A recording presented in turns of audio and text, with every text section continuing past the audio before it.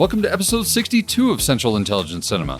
Today, the CIC are presenting their first listener-requested review of 2024. Thanks again to our anonymous agent in the field.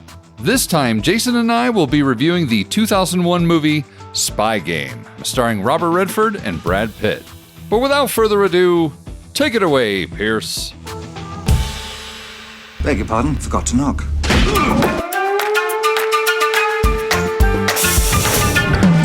Welcome to the CIC, initiating security clearance.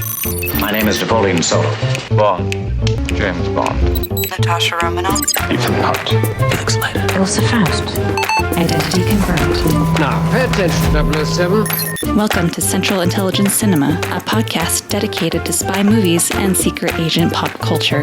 Your mission, should you decide to accept it. You expect me to talk? I'm in the middle of an interrogation. This moron is giving me everything. Yeah, baby! Special agent, you're not having a very special day, are you? But remember, nothing ever goes according to plan.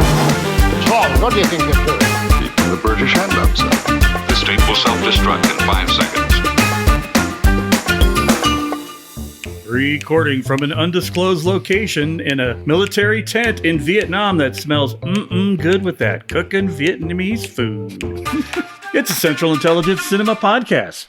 I'm Jason Greenberg, and with me, as always, Ben Esslinger. Thank you, Jason. Thank you, Jason. And welcome back to the CIC, the spy movie podcast that is currently getting free lunches in the CIA's cafeteria using Andrew Unger's credentials. Thanks, Andrew. Thanks, Andrew. Yum. Welcome back. We are back in the undisclosed location. It's a chilly one out there. It's a tidbit nipply, as they say. But thankfully, Jason's tauntaun did not freeze. Nope. At the first marker. He didn't. made it all the way here. None of you are going to have to see me in hell. Yeah. Indeed. But we are back, and we are here to talk about Spy Game. Spy Game? We're going to get some hot Robert Redford and Brad Pitt action going on today. So basically Robert Redford on Robert Redford action? Yeah. Is this I believe it's a time travel movie where Robert Redford goes back in time to meet with his former self to give him ideas about what he should be doing as a spy. You know, it's funny. I kind of mentioned something along those lines after we had chatted about this. Yeah. And my wife was like, so is Brad Pitt playing the younger version of Robert Redford in this? I'm like, since he's yes. He's morphing into him anyway. Right. I mean, I've said for years that they should remake every movie that either with Paul Newman, every movie should be remade with Tom Cruise, and with Robert Redford, every movie should be remade with Brad Pitt, so that you can eventually get a new version of Butch Cassidy and the Sundance Kid. That'd be amazing. You know, I mean, we could skip all the other ones and just do Butch Cassidy and Sundance Kid. Yeah. I mean, they're both old enough now, I guess. But speaking of old, I have some problem with time travel math here in general. Oh, boy. And I'll get into that. Oh, yeah. Well, I've got a book worth of notes in front of us. Should we just jump into this sucker? We probably better. I can train you as an agent. Central Intelligence. You'd be working for me, mostly undercover. You work for the CIA. What is your connection? I have no connection. I thought spies drank martinis. Scotch, never less than 12 years old. This better be the best damn breakfast I ever had. It's delicious. You love it. Of course, we have to make it to the end of the hour. You first. Age before beauty. Never risk your life for an asset. You want to mix business and pleasure? Make sure you keep it in that order. Did you mark her? Or was it the other way around? Am I getting played? Oh, you're accusing me of lying to you. Get out of the way! I give you an order, you take it. It doesn't get any easier. Don't ever question me again. Don't tell me that. Don't tell me that! Don't just trade these people like they're baseball cards. It's not a game. It's exactly what it is. And it's serious and it's dangerous, and it's not one you want to lose.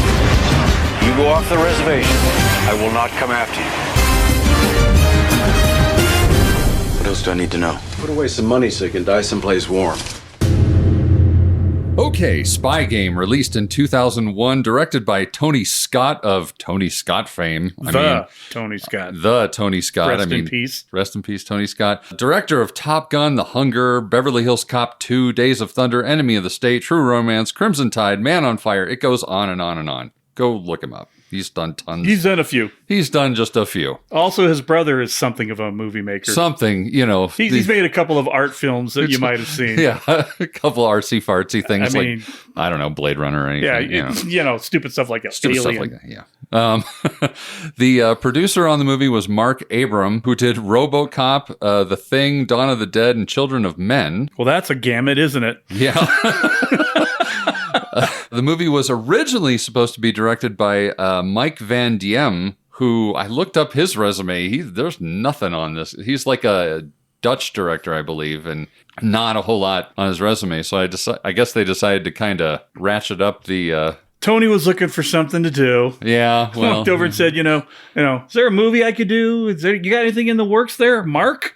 And Mark was like, well, actually, I do have this one thing. You don't like doing spy movies, though, do you? And, apparently he does. Yeah. But interestingly enough, well, okay, it should be said that trivia on IMDb cannot be trusted. However. Well, I mean, there is one particular item of trivia that's, actually correct, was the one about The Natural. That's right. Oh, boy. Well, I mean, I can't remember what it was. It was something like Brad Pitt wears a San Diego Padres hat, which is a baseball team from San Diego. Robert Redford also played a baseball player in The Natural. That is technically correct. It's not trivia. I mean, and technically it's trivia because it's very trivial. Right. But IMDb bringing you ridiculously stupid things since, 1998? Yeah. But I digress. There's a bit of trivia on IMDb about this movie that said that Brad Pitt allegedly passed on playing the title role in The Bourne Identity for this project. I don't know if I buy that. And quite honestly, I think The Bourne Identity is better for not having Brad Pitt. That was the whole point of Bourne, if I recall, was that he didn't look like he was some kind of a super He looks like guy. He's supposed to look like an everyman. He's supposed to look like me. Unfortunately, he looks like Matt Damon. Exactly. But I just vaguely remember like this being something that they pursued him for particularly. Yeah.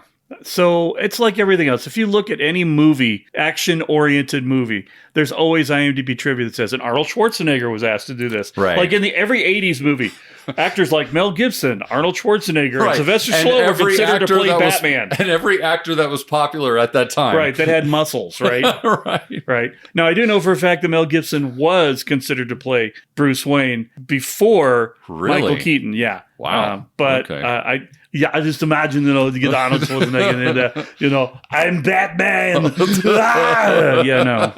No. One random note I wrote down here. I kind of have a beef with something that's done in this film. And it's only one thing? Well, okay. Well, there's two. There's two big ones, but we'll get to the second one here in a sec. But the first one is how heavy-handed they employ voiceover to tell the story and the flashbacks of this movie. Mm-hmm. There are so many cases where they give Redford something to say, and then that leads the viewer into the beat of the story, but it's actually almost repetitive because the moment you go into the story, they say the exact same thing. So it's like, why did you even need to do this? And the reason I say that is just because I am, for those tens of listeners out there who haven't listened to our podcast before, I do editing for television and I work in unscripted reality. And that's a big no-no in unscripted reality, to have like one of those interview bites where you see the guy talking to camera about what's going on at the build. And today we're doing demo at the Schleppy's house, or whatever. And then they go into the scene and it's like, yeah, today we're doing demo. And they do the exact same thing in this movie, which is even worse because it's a movie. Right. I'd like to point out now that Ben's cover identity is now blown because he didn't follow his security How protocols. do you know that now he's going to have to get a new job, so he won't be doing that anymore. How do you know that's not my cover identity? Your cover identity is to be your cover identity? That's right. No, we're not. No. We're not playing Spyception here, buddy. Okay. All right. Well, anyway. All right, moving on. As far as writing goes, Michael Frost Beckner, who did Sniper and Cutthroat Island, as well as David Arata, who did Broke Down Palace and then went on to write Children of Men, which kind of makes sense a little bit to me because there is some fantastic dialogue in this movie. That's the one thing I will say. And maybe they had to up their game because they knew Robert Redford was coming. But I think, at least from a story perspective, as far as how the script was written and the dialogue that was written, I feel like that's one of the stronger points of this movie. Oh, I agree. Although part of me has to wonder if some of that was just Redford bringing his own. It could be. Well, it. yeah, because he's such a smart guy. Yeah.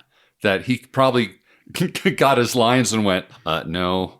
And no, and I'm going to rewrite this here. You know what? I'm just going to wing it. I'm just going to make this sound a lot smarter because I'm Robert Redford. Well, and that's the thing, when you jump back into, my stuff, when he's in Captain America Winter Soldier and he plays, I forget, he's a secretary of something. Yeah. But Alexander Pierce. And you're like, first of all, how did you get him in this movie? Yeah. And then second of all, how does he play it so straight that he just seems like he's been there the whole time? Right. Right. And it's almost like this character is that character from Winter Soldier. Yeah. Because it's the same level of I don't give a shit snark. Yeah, right. Very that much he has so. in Winter Soldier. I kept thinking that the whole time through. He brings it, man. And then as far as this photography, I will say this movie is good for them in a lot of ways, and photography is one of them as well. We've got Dan Mindell, who we've talked about before on this podcast. He's done a million things. He did Mission Impossible 3. He's done different Star Trek movies. He's done Star Wars, The Force Awakens, and The Rise of Skywalker. So he knows how to get a good shot. Yeah, particularly in an action-oriented film. Exactly. Okay. Now here's my other big beef. Editing. Lordy, as much as I do enjoy this movie, the editing in this movie, as an editor myself, I'm just like wanting to tear my hair out in moments here. We've got Christian Wagner, who has done a lot of stuff. And I will mention too, at this point, that there are two parallels between this movie and of all things, Die Another Day. Christian Wagner was the editor on Die Another Day. And then later on, we'll talk about the fact that Ho Yi is the prison warden in this movie, and he was Mr. Chang from Die Another Day, the guy that ran the hotel, who had the guy with the camera behind the mirror in Pierce's hotel room, and yada, yada, yada. So strange Die Another Day connection here. But yeah, we've got Christian Wagner doing editing. He has done a lot of stuff. He's done Die Another Day, Man on Fire, True Romance. He's done a lot of stuff with Tony Scott. You forgot to mention the one thing that he did that we completely agreed made perfect sense, which was Mission Impossible 2. Yes, Mission Impossible 2, which for sure, with all the slow motion and speed rampy. And I mean, it wasn't his first movie with John Woo either, so there you go. The thing was, this guy, for all the shit that he does, seems like he innovated a lot of that shit. Yeah. When you look at his resume, yeah. He probably came up with a lot of the nonsense that's so oversaturated now that it's annoying. But in this movie, it was oversaturated and annoying, and most of it was still pretty new. Well, and I'm sure in 2001, it seemed really cool and flashy. And I was telling Jason before this podcast, before we started recording, that there are basically, I like to say, two types of editors in this world. There are flash editors who can make things look really cool and really flashy, and they know a lot of tricks. They got a lot of visual tricks up their sleeve. And then there are story editors who actually know how to put together a story and give it rhythm and that sort of thing. And often those two skills do not cross paths very much. I tend to be the latter, and this guy is definitely the former. He knows how to make everything look sexy, or at least at the time it looks sexy, and then it doesn't age very well. Well, I'm just saying that from here on out, I expect you to use like sped up aerial shots and all your stuff. Yeah, it's just, I mean, I can do that stuff. It's so gaudy. I've seen it done on shows of similar quality. Yeah. Well, I mean, one of the ways I know you didn't do it. No, I have done speed ramps. I just don't. I use them judiciously, not abusively. But I get the feeling that this is an editor who needs a strong director to kind of reel him back when necessary. And maybe Tony Scott just needed some ideas to get from point A to point B in this movie, especially in the transitional moments. That's the place where I have the most issue, is as soon as they transition to something new, especially like the flashbacks, we get speed ramps and really loud sound effects that are associated with, and like a tape speeding up sound, and it's all very punchy and like, over dramatic, and I'm just like, oh god. So the thing about Tony Scott, and if we were to compare him with his brother Ridley, yes, Ridley is a storyteller, yes, and Tony Scott is a movie maker, right? They're both very visual directors. Both of them could be their own DOPs. They don't need them on there. Right. And I'm sure working for them means, in that capacity, do what I want. Right. Yeah, it's a great idea. Do this instead, right? But I think that the balance is that Tony wants that visual. Yeah. He's got it in his head. That's what we're going to film. This is what I want to make. And Ridley's like, it doesn't work for the story. It's cool and all, but off it goes. And I mean, there's a whole thing in the trivia about how Tony paid for that helicopter shot in Berlin out of his own pocket because the studio wouldn't do it. Yeah. But he insisted that it needed to be in there. He had that firmly in his head. He wanted that shot. Yeah. So he paid his own money to have it done, right? And not saying nothing. Ridley put his own money into Alien too on certain things. Yeah. But when you look at the caliber of what gets turned out by one and what gets Tony Scott's movies, with the exception of a couple of them, maybe 2, 3, or 4, are all basically action movies with a lot of that visual punch. Yeah. So this is a very flashy movie. We've got some nice, I will say the color grading that they do during the flashbacks works really well. I mean, the Beirut scenes in particular worked really well for me, how they kind of painted it really gray and dismal and like you kind of expect Cold War, Again, or not Beirut, excuse me, Berlin. Yeah, BER, BEL. Well, and there's actually a trivia about Beirut too, about how they said they tried to punch up the color to make it look like news footage, which I even wrote down in my notes as I was watching that area. There's some moments with tanks and stuff. I'm like, is this archival? Like it almost looked like archival footage that they pulled of tanks and stuff, and it might have been for all I know. Well, and I think some of that definitely was, Yeah. which might have been why. So you're matching everything across the board. Yeah. But it blended so seamlessly that you had to ask the question, right? Yeah, exactly. A lot of times you see news or archival footage and stuff, and you're like, no. Yeah. Nice try, but no. But no. By the numbers, didn't do great. It paid for itself. The budget for the movie was $115 million, and the movie made $143 million worldwide. Domestically, it only did $62.3 million, so they just barely paid for this thing. But well, you think that might have had something to do with the fact that this was really a Robert Redford movie with Brad Pitt in it and not a Brad Pitt movie with Robert Redford in it? Yeah. I feel like they were reaching that conjunction where Robert Redford was kind of on the downslope and Brad was charting directly upwards. Yeah. And the problem was in 2001, neither of these guys was Tom Cruise. So he was basically the thing in spy stuff if you weren't James Bond. So who knows? Yeah. I kind of wonder, too. I mean, 2001, that was when 9/11 happened, right? Because I'm just wondering if... November 21st. So there you go. That's probably exactly what did it. It really ruined cinema after that point in time for a while. Yeah. I mean, a lot of cinema even changed. A lot of movies that were in production ended up changing because of 9/11. Yeah, they had to remove stuff. And New York shots, the whole 9 yards. Right. So timing on this movie's release was not great. So that I'm sure that was part of it as well. Music-wise, Harry Gregson Williams, who is kind of a giant in the world of film composing. He did Man on Fire, The Martian, Shrek, Spy Kids, LA Confidential. He's done a lot of stuff. Which he's done a lot of Scott movies. Yeah. Both of them. Right.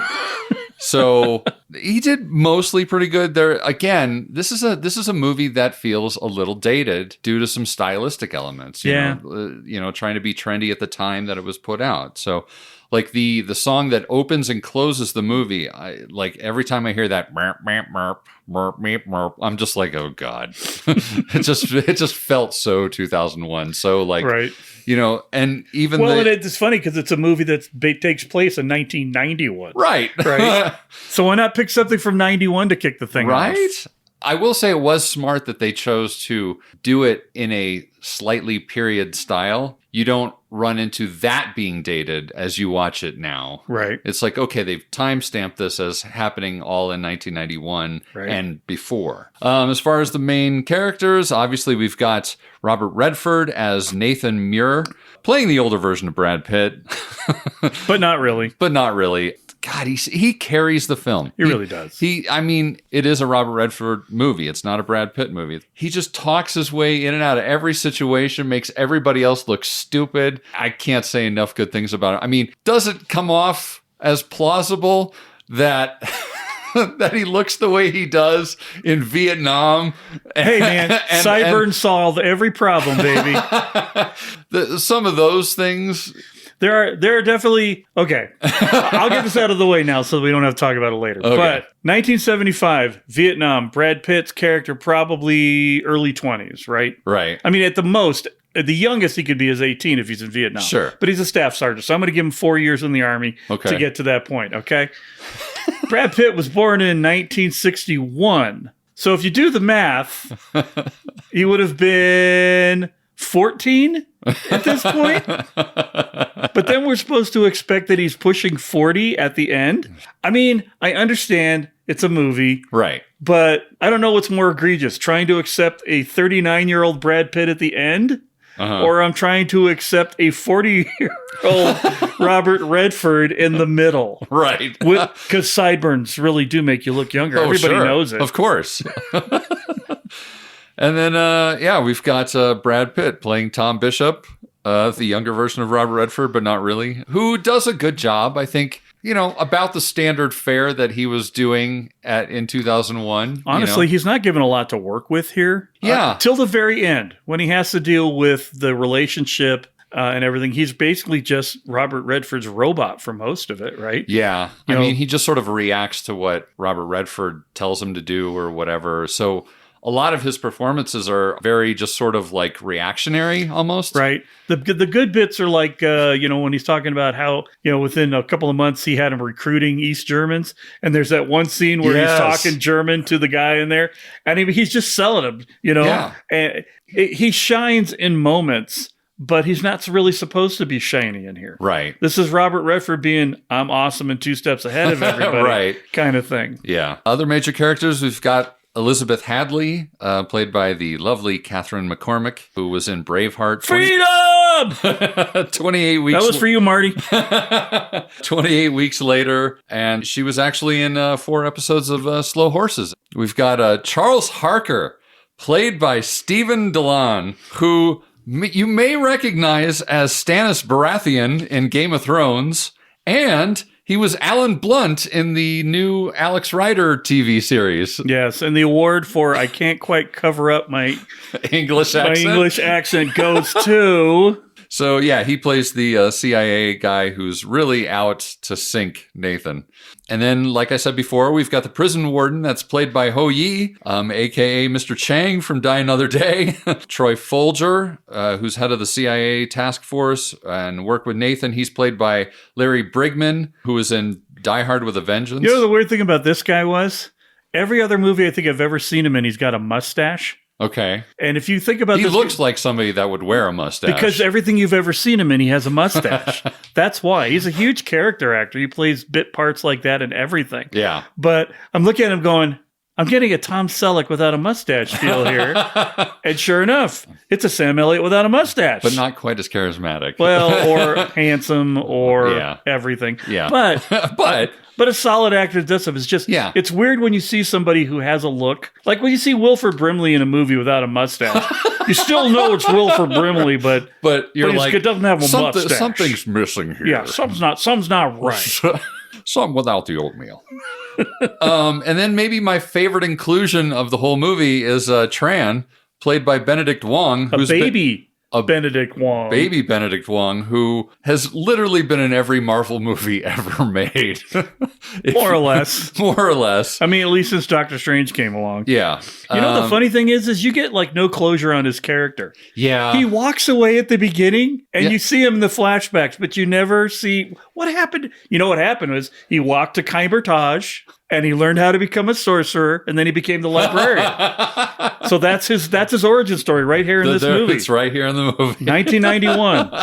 Wong walks to Kaimertage and becomes the next sorcerer supreme eventually. And yet he then is convinced to be brought back to save his buddy. Exactly. And then that's pretty much the main guys. Although there's a million characters in this movie, but I'm not gonna get into all of them because most of them are just like CIA stooges that just sort of pretty much. I mean, we could have mentioned Gladys, his secretary, who does a pretty great job. She does actually. Marianne Jean Baptiste. She adds a lot of punch to those scenes. Well, considering that she's going toe to toe with Redford in almost every scene she has, she definitely holds her own against what the character type he's playing. Right. Well, and I imagine too, because there's this running thing through the whole movie where Redford's talking about how many wives he has. And if he had stuck around long enough, I'm sure he would consider Gladys to be his fifth. Yeah, wife number 5. Wife right? number 5. Work wife number 4, but wife number 5. Yeah, exactly. Well, should we get into the majors here? Probably should. So, the pre-title sequence, we open on some date, time, and place graphics. We're at Soochow Prison. It says foreign aid workers respond to suspected cholera outbreak April 14th, 1991. And we see Brad Pitt, a.k.a. Bishop, and Tran. They're dressed in white coats inside this ambulance. I never understood this. Did you notice that as the ambulance is driving, the words ambulance are backwards on the front of the van? You don't know why they do that? No. It's on every ambulance in the world.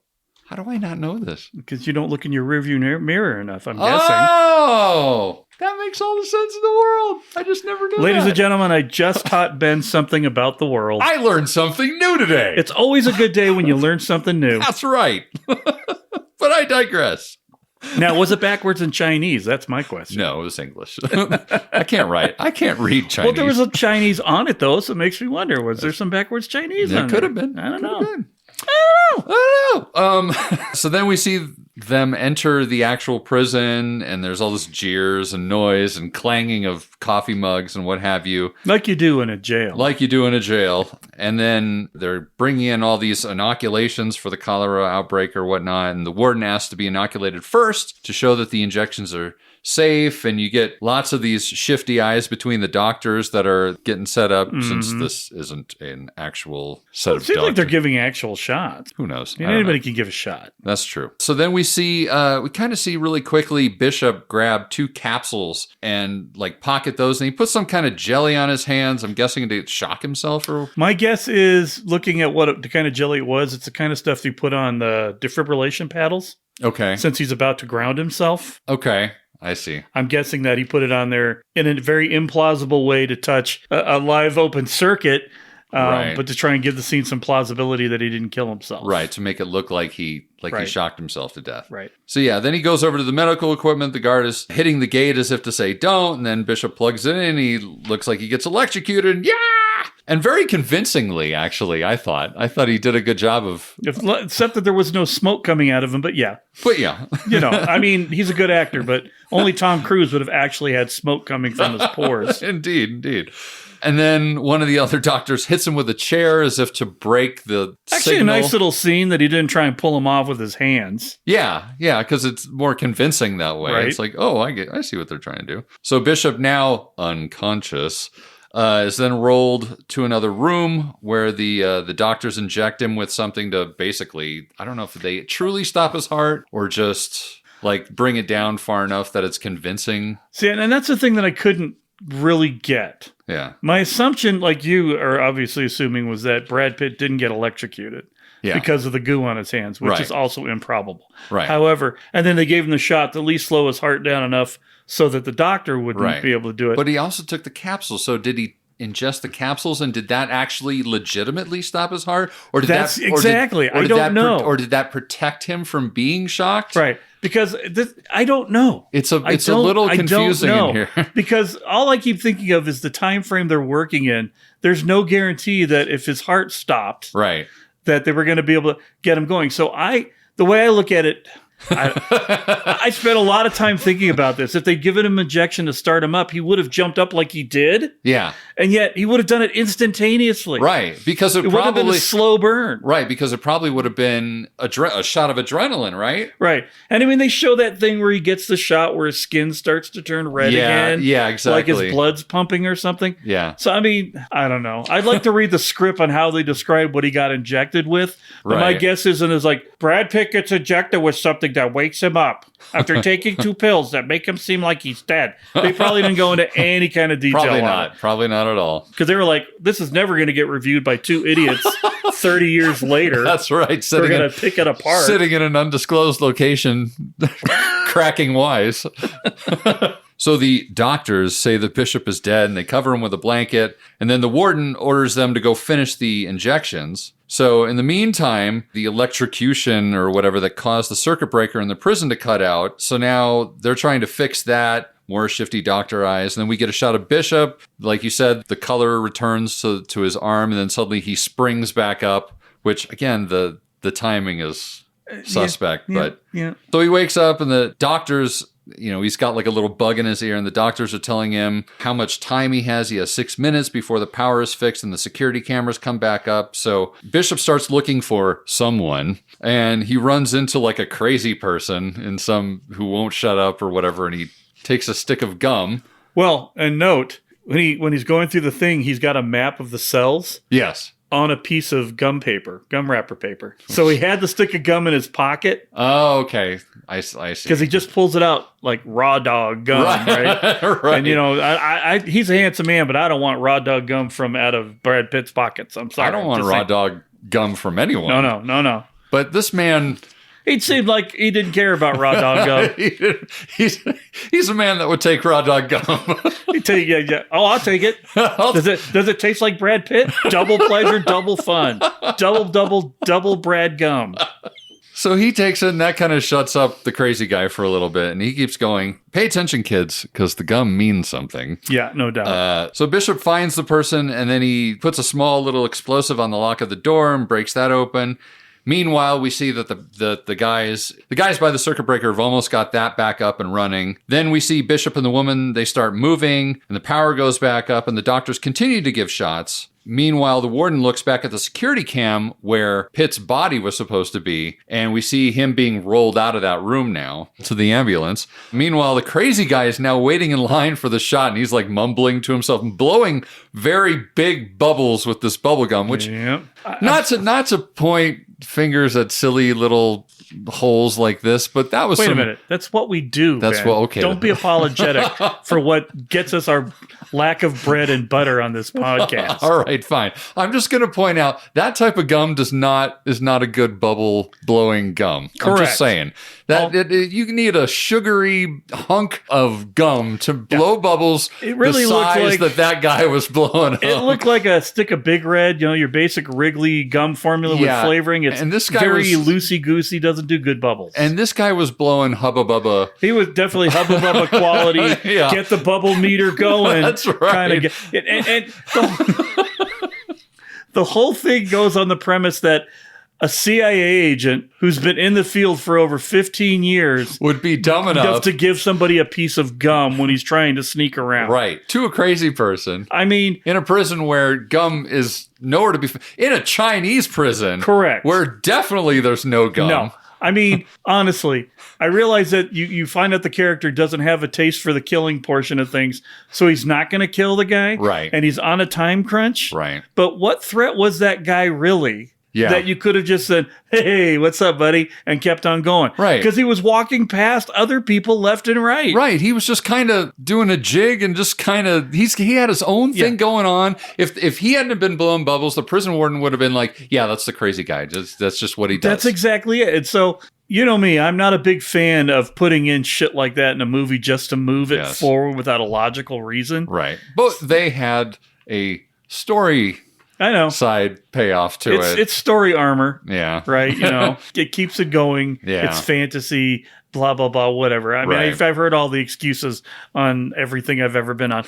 But it still bothers me that, you couldn't come up with a more elegant solution to make more Jeopardy rather than a piece of gum that makes no sense in the real world. So we see the gurney loaded into the ambulance, and as it's being lifted in, we see under Brad Pitt's body, we see a second set of feet hidden under the body. Dun, dun. Dun, dun, dun.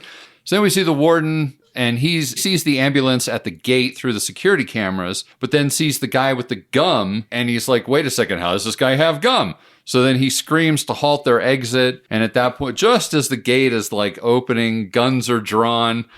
Somehow, I don't understand how Tran just sort of walks away. Like, I never quite understood. Well, the guard asks for papers, then he asks him to step out of the thing. And that's what I'm saying. In the process of all of this happening, Tran obviously just walks sort of off. disappears into the... without because there was so much other chaos that he was not the focal point or something. Yeah, but like I said, I expected there to be payback for him disappearing. Yeah. Like he shows up to help Brad Pitt escape later or whatever else. And he literally just disappears. As of 1991, you never see him again. You only see him again in 75. Yeah. And so going back to sloppy writing, how come we didn't have Tran dropping dime on the whole operation, and that's what blew it, rather than a stupid piece of gum that an experienced CIA officer would not give to somebody because it could ruin the op? That's right. Damn it, people. This is my job. I should be doing this. Like, nope, makes no sense. Nope, makes no sense. Nope. You could do this, and this, and it all makes sense. Get to work, boys or girls. But we digress. So the guns are drawn. We should call this the Central Intelligence Digression Podcast. So guns are drawn on the ambulance, and the doctors and Bishop, they're all hauled off. Well, Bishop in particular is hauled off to a cell. And then the first of many egregious speed-ramped aerial shots. Barf. Where it's just like, shoo, shoo, shoo. And then we're seeing aerial footage in Hong Kong with a lower third, appropriately sized, however, I will say that. Yeah. And then we get the more sound effects in the title, Spy Game. And it's a very post-Matrix font that they're using there. Yeah, it's only 2 years later. Yeah, so, and I kind of wondered too if that aerial footage in the background, you see the brand names, you see Panasonic, Ford, and Nikon super prominent. Like, I wonder if there was any sort of paycheck, or if probably that was, not. That's just how Hong Kong looks. Yeah, right? They just needed to. There's gigantic signs of everything. Right. This is the first time I'm going to point out that this feels a lot like No Way Out. A lot of this movie felt a lot like No Way Out. Particularly the final third. Right? Yeah. But I mean, even the title, because you remember the No Way Out was just the one big helicopter shot. Yeah. Right? Thank God it wasn't sped up, but they weren't doing that when that movie came out. Right. But it just... They didn't have Final Cut Pro just yet. No. So they couldn't do the speed rampy stuff so quick. No. So then we're into the main sequence here, the Act 1. And we see a guy in Hong Kong up at the top of a building making a call. And then we cut to Robert Redford, a.k.a. Nathan Muir, lying in bed. In a wife beater, like old guys do. Like old guys do. And he's in Washington, D.C. We get a lower third. And then, the guy in the building is Harry Duncan, who's the Hong Kong U.S. Embassy guy. He tells Muir that he's got 25 minutes to see the wire info before he actually sends out the report. He's got 25 minutes to see the wire, and then he hangs up. And then the next shot we see is Muir in his car, in his very nice Porsche 912, which there's a little note in here from IMDb that says that it's basically a 911 with Boxer 4 engine produced for a short while in the late 60s. This is the impetus for the now current Boxster and Cayman. They use a similarly styled engine inside it. Also, Subaru uses the same type of four-cylinder engine. Yeah. Wow. Yeah. It's a gorgeous car. Oh, I mean, it is. Every late 60s 911, 912, they're all gorgeous. Yeah. In fact, every 911 since inception has been pretty much the most iconic car ever. Yeah. So, I could have just watched him drive that car around for 2 hours. Probably would have enjoyed it more. So now he's driving in his car, and Muir calls back Harry on his car phone, and we hear from Harry that, quote, Boy Scout is in trouble. But then Harry's mad because Muir is talking to him on his car phone. He's like, I don't know you. He doesn't really say, I don't know. Right. But he's like, call me back on a secure line. Call me back on a secure line. You did realize that guy was from Gladiator. He was in Gladiator, right? Oh, really? Harry. Yeah, he's basically the guy who runs the Coliseum, I guess. Right. So, because he's the one that's always talking to Joaquin Phoenix. And Joaquin, Phoenix is like, I thought that the Carthaginians lost at the battle or whatever. Blah, blah, blah. Yes, my lord. Blah, blah, blah. And I'm like, so they share actors too. Okay, well, that's fine. That's fine. The brothers share actors too? Yeah. They're probably like, it'd be a good, I work with this guy on Spy Game that might work for you.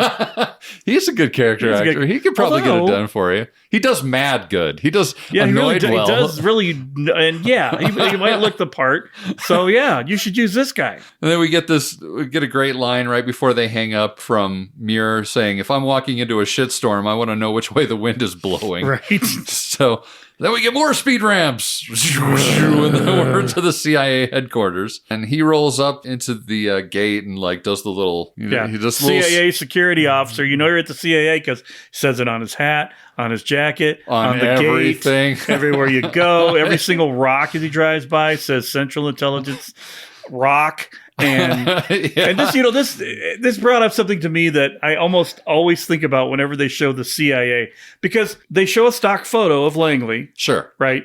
And you look at the building at Langley, and no one has ever made one where the building matches what it looks like because you can't film at Langley. Right. Right. But I'm like, every time we see somebody walk over the seal, I'm like, did they put it in tile? Is it just a sticker, a big decal? Right. How did they make that work?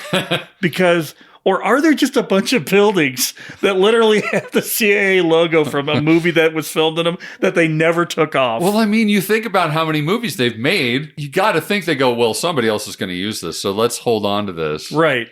I mean, we just talked about the fact that somebody held on to Cushing's head mold in Top Secret that they eventually used for Rogue One. So they hold on to everything. It's so funny to me. Their studios have standing sets for the White House, right? Uh-huh. And other things of that nature. Sure. Why doesn't somebody have a standing CIA set somewhere? Is it just cheaper to find an office building that looks CIA-y? And then just move this gigantic logo everywhere they go. You know, I can see somebody calling down, this is the prop room. We can't find that CIA decal you was looking for. We got one that says close. Looks like Central Intelligence Cinema. Maybe we could use that. I mean, if you were cutting it properly with the correct lighting, the DOP could probably make it look right. I don't know. I just, every time I see it, I'm like, is it real? Is it Memorex? Now it's probably all digital. Oh, yeah, now. But that does give me hope that somewhere in a prop room in Hollywood, there's a big 10-foot Central or CIA logo sitting in a storeroom waiting to be used somewhere. One would hope. So then we see Nathan enter into an office, and he hits up his buddy Jimmy to get the cable off the mainframe instead of having to find out in the operations center. Very reminiscent, like you said before, of No Way Out. Yeah. Tom's buddy Sam, giving him all the info, finding the computer guy, having your one computer guy friend.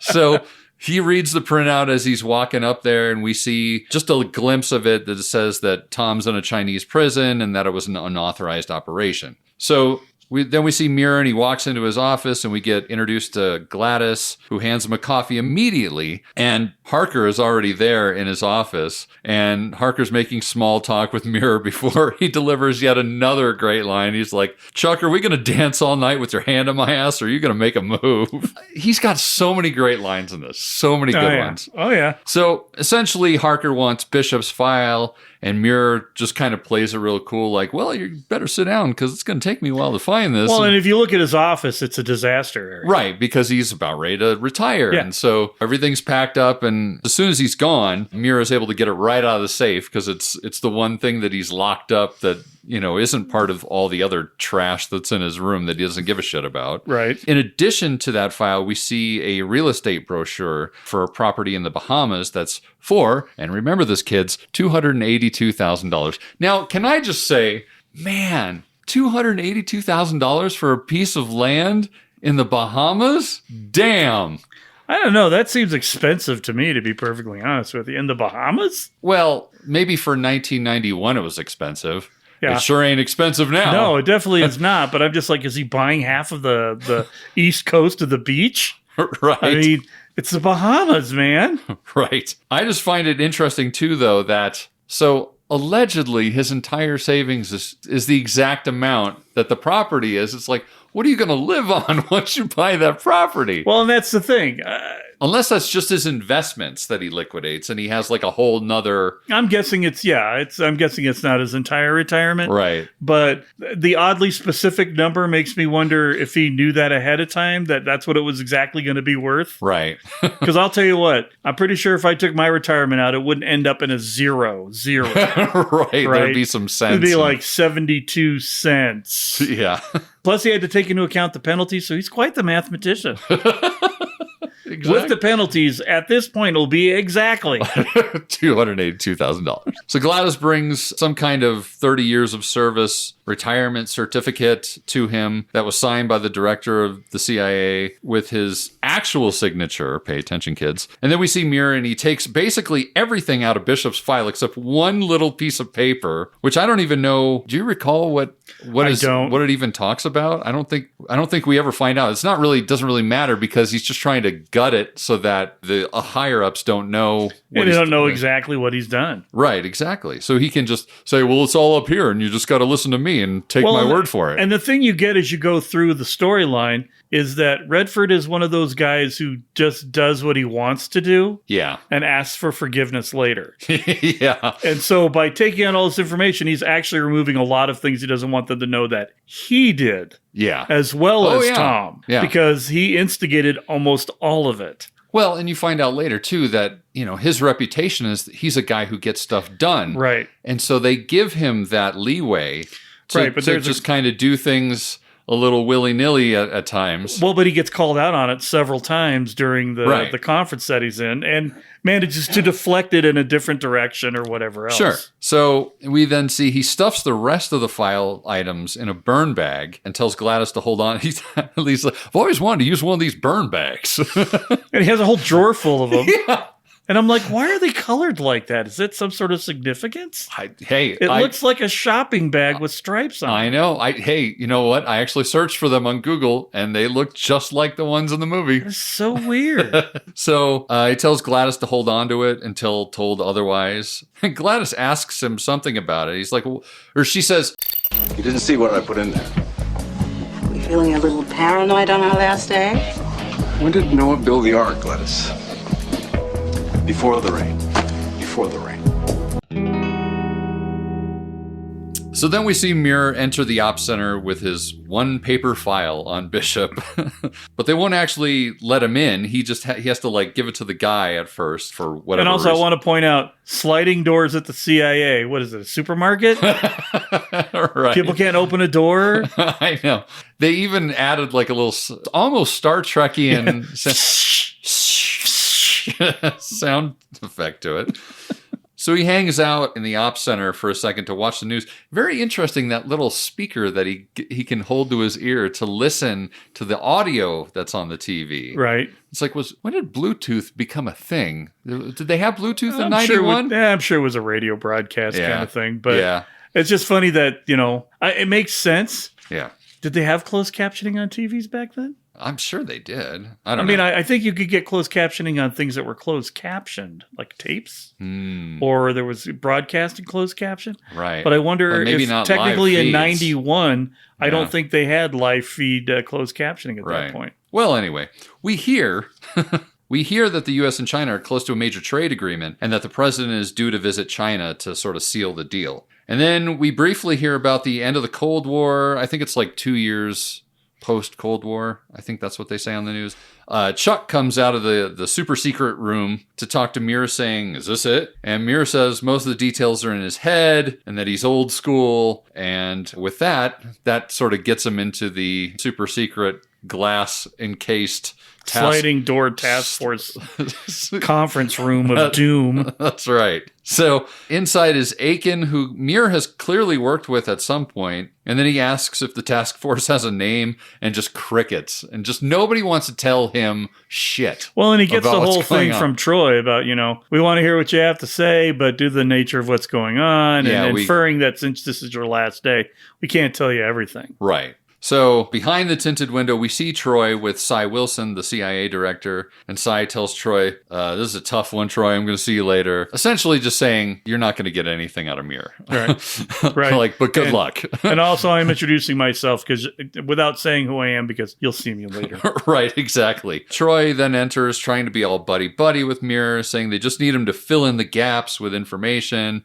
And then Chuck says, we just need you to be a team player. And then Nathan goes, every time my baseball coach told tell me that I got benched. He comes out with a lot of those little homespunnies. Yeah, a lot of at the beginning of it. Very much so, because we get one later about how his uncle had to put down a horse. Right. So Troy then explains that Bishop disappeared a week ago in Hong Kong and has now turned up in Shanghai, arrested for espionage. And essentially the task force is set up to build the case, i.e. throw Bishop under the bus. We find out that the president has 24 hours to claim or not claim him. And that's when we get the first of many egregious timestamps going forward. Because now that we know that there's 24 hours before they execute Tom, they have to tell you what time it is all the fucking time in this movie. And it just feels egregious. And it's a hard stop to the movie. Yeah. It goes from color to black and white. With a dumb freeze frame and a big letters of 8:02 a.m. 3:22 p.m. I'm just like, come on. So what you're saying is there's a time constraint here. Okay, good. Why don't we just have a clock running at the bottom of it? Oh, wait, 24 hadn't happened yet. Well, and the other thing is, too, is, we've covered plenty of movies that have a ticking time bomb in it. Right. But they don't come paired with a giant spectacle of graphics and sound. No. That stop you in your tracks for a solid 3 seconds before you get back into the scene. Yeah, typically what you'll see is when you introduce into the next scene, you'll get a little thing that says 2 minutes left to go or 2 hours left to go. You know? It's letting you know at this point, this much time has moved along. So you're still aware there's some jeopardy. Yeah. And what's funny is I haven't seen this used in anything else. So apparently the movie industry also thought it was dumb. Good idea, Christian.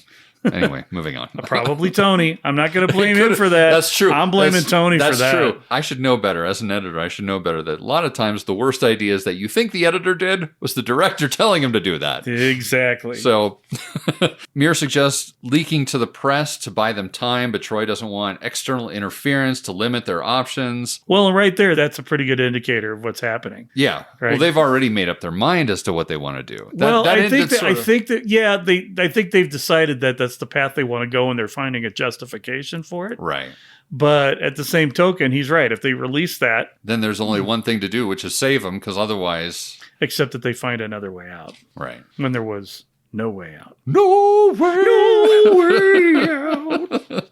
We then find out that Bishop had been working under Harry Duncan in Hong Kong before he, quote, took matters into his own hands. They won't tell Muir where he's being held, although he already knows, essentially. Mears asks if they're worried there'll be a congressional hearing regarding the matter. And again, there's crickets because they don't want to tell him shit. Right. And I think Parker is on one right from the get-go to try and take Muir out of the situation as well. Yes. They clearly have never liked each other, ever. That is very clear from the very beginning of this movie. Whatever the reason is. But every spy movie, you have to have the asshole officer. Yeah. That clashes with the main character officer. And this is it's clearly Harker. The by-the-book political guy who hates the fact that the other guy gets away with so much shit when he's a by-the-book kind of guy. Right.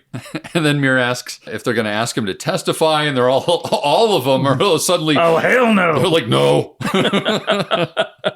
And I will say, too, in this area, I like the fact that they did... This is the area of the soundtrack that actually is done really well because it's really subtle. It's just a little low hum to sort of help build some of the tension so that it's not just played for laughs or whatever when they say no. It's there's this good long pregnant pause, but they bring in that drone to sort of help build the tension there. Troy then brings up that they were in Vietnam together and asks about how they met, and immediately we hear, before we even cut to the flashback, we hear the opening guitars of Rocky Mountain Way by Joe fucking Walsh.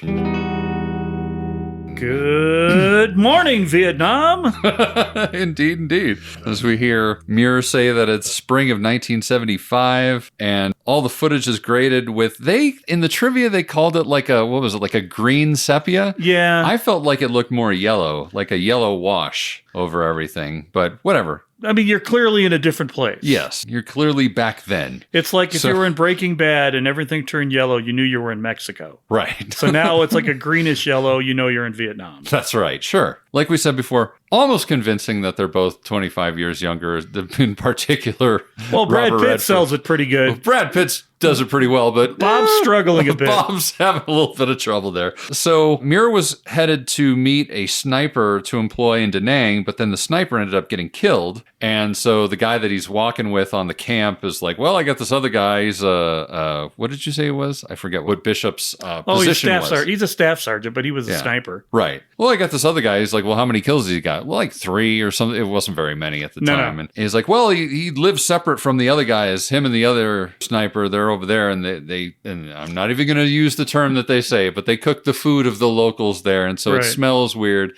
But what's great about it is that Muir immediately is like, well, it probably smells great to the enemy. So that guy's using his head. Right. And so he's like, I want to meet him. Right. You know, so just kind of a cool little moment how he kind of turns that little moment around. So then Bishop comes over and he's like, well, where'd you learn to shoot? And he's like, Boy Scouts. He's like, no, really? Where? And he's like, really? Boy Scouts. Right.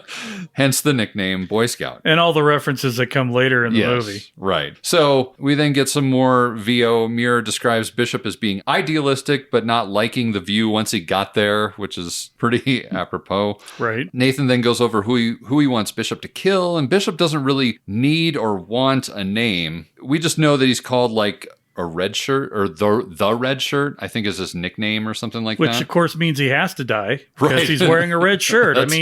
That's right. We only find out that Bishop is willing to do it, and he's going to kill Red Shirt because, as we all know, guys in red shirts always die. I mean, he was definitely a Trek fan. That's right. From an early age. I mean, he directed 2 Trek movies. So, you know. So there you go. So then we get this intercutting between the continuing debrief and Bishop and Tran flying into the territory. And we learn that it's this high-powered meeting between Red Shirt and the Viet Cong. Muir is telling Bishop that there may be an entourage with him, and it's basic. And as they're looking at it's a convoy. Yeah, it's like a whole convoy of soldiers coming in. And they get the enemy in sight, and then suddenly a helicopter comes up, which they weren't anticipating at all. But it kind of shows Bishop's like grit and willingness to just see this thing out, because he's like, no, I'm not moving. And because Tran's like, let's get out of here. This thing is blown. We weren't anticipating any of this. He's like, hold on, I can get this. And so he gets the shot. And there's some like talk over the radio, but I don't know. Well, they're calling to get out, but then there's radio interference for no apparent reason. So it's just sort of left up to Bishop's decision what to do. So he insists on taking the shot. He gets the shot. He kills the guy. They have to do it twice, though. Yeah. Because he's basically shooting in between a moving helicopter. Right. I mean, I'm not faulting that he had to take 2 shots. Right. Because he clipped him right in between the helicopter landing gear thing. And then he had to hit him on a second with a headshot. Right. But in the process, then they start getting shot at themselves. Right. And as they're trying to flee, Tran gets hit. But then Bishop comes back and gets him and carries him down into some brush. They like kind of hide in the brush. And the helicopter comes back around. And then, of course, Bishop is able to hit the helicopter, and helicopter explodes. And then we cut to the next day, and we see the rescue helicopter out to try and find them, see if they survived or whatnot, because apparently the radio must have gone out completely. I can only guess. Well, I'm assuming that when they booked, they ditched the radio because they didn't even have the sniper rifle by the time they were done. Yeah. So they're looking around, and Muir already is like, sorry, we lost one of your guys. But then he was ready to write him off. Yeah. And then just as they're about ready to leave, he sees them in the river, and they turn back and they get him. And then he says, I love at the end, he goes, hell of an ad for the Boy Scouts. So then we're back in the task force room of sliding glass doom. And Muir is asked whether he had presidential finding for authorizing the kill. They are just looking at every avenue to like throw both of them under the bus. Right. Well, I mean, Bishop at the get-go, but Muir, if they could. Yeah, they're looking for anything. They're going all the way back to Vietnam to try and sink him. Which makes me wonder, if when they asked that question, is that when Mears went, oh, well, maybe I could actually get thrown under the bus here too? Yeah. Because here's the thing. His whole attitude, I think the point was that he did have a soft spot for him, so he did something he said he would clearly never do later in the movie. Yeah. But in my mind, I like that there was a hint of self-protection. Oh, self-preservation. Self-preservation and doing the right thing. Yes. And that if it hadn't been that, he might have still left him to burn. I do like Mir's retort to that guy. He's like, I don't believe we've met. And it was a guy, I forget who the guy is. He's from the National Security Administration, or agency, rather. Yeah. And then Parker's next to him trying to double down, and he's like, well, did ya? Right? Did ya? Well? Yeah, and Mir just goes on to say, well, we were in a country we weren't officially in, assassinating a general from a country we weren't at war with. So it's like, what are you going to do, man? Right. As Mir is saying all this, he's paging Gladys to call him. It's very clever that he just kind of like, he can tell now that they're trying to sink his ship as well. So he's like, so Chuck still won't let it go until Mira's like, come on, guys. The president admits he's ours, denies he's a spy, and then they put out the fires and negotiations. And just after he says that, Gladys then calls the task force room, saying that he has Mir's wife on the line, one of his 4 wives. But he's really just telling him that there's 3 guys in his office rummaging through all his shit. And she's asking whether she should now burn the file. Right. And he's like talking code. He's like, no, it's fine. Hold off on that. Okay, yeah. Anyway. Right. Yeah. Yeah, he's like kind of acting like he's on the phone. Yeah, okay. And Gladys is like, what the fuck is he saying? And all the while that he's on the phone, you can hear the guys in the room with Mir still like looking for ways to sink him. And he's listening while he's talking to her. Yeah. He's so clever through this whole thing. He's like, he gets off the phone. He's like, oh, that's right. I think I know where it is. The closet. And so he goes to go down. Well, Chuck says to him, "Is like, well, we'll just send somebody to get it." He's like, no, I'm going to get it. Yeah. It's not like you guys have better things to do than to rummage through my office. Right. And that shuts them all up. So he walks out the sliding glass doors, and there he goes. And they're like, fuck, we're burned. So we cut to Mir entering his office, which is a disaster now, of course, and he picks up the flask that's on the floor, and then we get that really quick flashback of Bishop giving him the flask, and then Gladys kind of snaps him out of the memory, and he's like, you were right, it rained. Well, and his office is now even more trashed than when he walked out of it. Right. He tells Gladys to burn the stuff in the bag. He asks Gladys for the number to his journalist friend, and he tells her that the CIA are looking for a reason to let the Chinese kill Tom Bishop. So as he closes the door, we get the overdramatic timestamp, 12:40 p.m. Dun dun dun dun dun dun. I mean, it should have been like that from Law and Order. Dun dun. And this is a thing I listened to a little bit of the commentary from Tony Scott about this movie, and he talks about how, because we in the chronology of this movie, we now cut to Tom being tortured and interrogated by the Chinese prison guys, and they do this intercutting a lot throughout this whole thing, where they keep going back to showing Bishop being tortured. And Tony Scott was talking about how he wanted to make sure that he was in your mind the entire time you're watching, that all the while Bishop is being tortured and that you don't forget about him or whatever. That being said, it feels a little heavy-handed to me, but this one makes sense because this is like fresh. We're still, in the first third of the movie. Right. So we're still sort of finding out what's happening to him. Well, and I'm thinking that when they filmed it, they filmed one interrogation scene that was maybe supposed to be its own standalone scene. And then they just chopped it up. And then he's like, you know what? I don't feel like there's enough drama. You're not feeling the motivation here enough. And he just literally cut it into bits to throw it through. Because, I mean, it takes place all within how much? It's a 24-hour period that it takes place in? Why, yes, it's 24 hours. Because it would have been nice if they'd marked it in some way so that you knew that maybe there were stakes involved. Maybe they had like really gaudy graphics with a really loud, overly loud sound effect. Something like that. Something so that you knew what the stakes were. And yet they didn't do that. And so now we have to have Tom getting beat up so you know that there's still stakes happening within this 24-hour period. Right. They were just beating the crap out of him for 24 hours. That's right. He looks worse than he did in Fight Club. He really kind of does. But ironically, he looks his age after he gets the shit beat out of him. So maybe that was a good idea. There you go. So they do this very clever. Now I will give Mr. Wagner some credit for this cut that they do, where we see Bishop getting hit. And just as he gets hit, it immediately cuts to Mir barging into another office. He did do some things right. That's all I'm trying to say. Tony Scott was sleeping at that point. Yeah, right. So This is Andrew Unger's office, I believe, that he goes into. And Andrew Unger, I see him as kind of like the who's the guy in Fletch? Is it Underwood? That he bills all the stuff to? Yes, the Underwoods. The Underwoods. I feel like Andrew Unger is the Underwoods of this movie. Because whenever Muir needs something or he wants to do it off the radar, he uses Unger's shit to do it. Right. So he kicks Unger out of his own office because he's like, well, it's classified, so can you just get out? Well, he has to use a secure line, but he knows they're monitoring his line at this point. Right. So he goes to use Unger's line so that it'll give him some more time.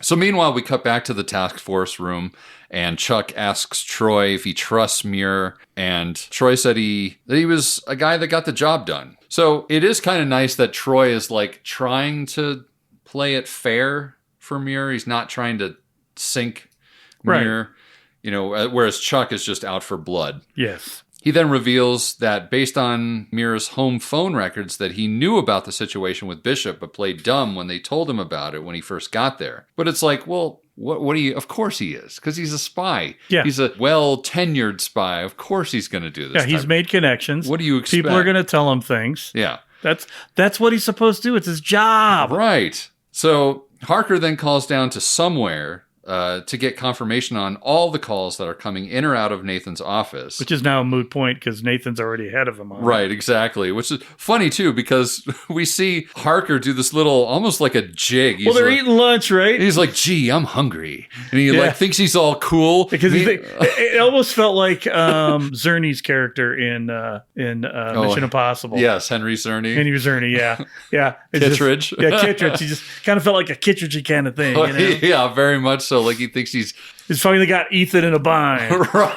Like that, I'm feeling hungry. But of course, like we said, Nathan's in Andrew Unger's office calling his buddy in Hong Kong at the Hong Kong Herald, Digger Gibson, asking him to get CNN to put out this headline that says, CIA operative caught in the act of espionage. In the meantime, he swipes Unger's badge and key card so he can get anywhere in the building. He's just, like I said, he's the Underwood. He's the Underwood of this movie. Sorry, Mr. Unger. So this next bit might be my favorite part of the whole movie, honestly, because I love a good training sequence. There's nothing I love more in a movie than a training sequence. Training montage. So Muir gets back up to the task force room and they ask him about Bishop's recruitment. So now we're back in flashback mode and Muir is talking about how he does his research on Bishop just before he's pulled out of Vietnam. And then he goes to, I really like that, although it's mean, it's really cool that like he kind of puts Bishop through it before he even knows that he's being put through it. Right. So they pull him out of Vietnam and Muir sort of manages to have Bishop shipped to West Germany in 1976 to do menial office duties where nobody in the office speaks English. So he feels completely alienated and isolated. And I have to point out here, Brad Pitt's hair. Now, I realize that it's Brad Pitt's hair, but I don't think there's a Marine alive whose hair would have been that long. Coming right out of Vietnam. Well, not even that, period. If they're in uniform, they aren't wearing shaggy DA hair like that. Right. They've got a crop. They've got a close. Oh, yeah. They're high and tight, baby. Yep. And I'm looking at it going, they didn't have to make him a Marine. Yeah. Right? You could have made him Army.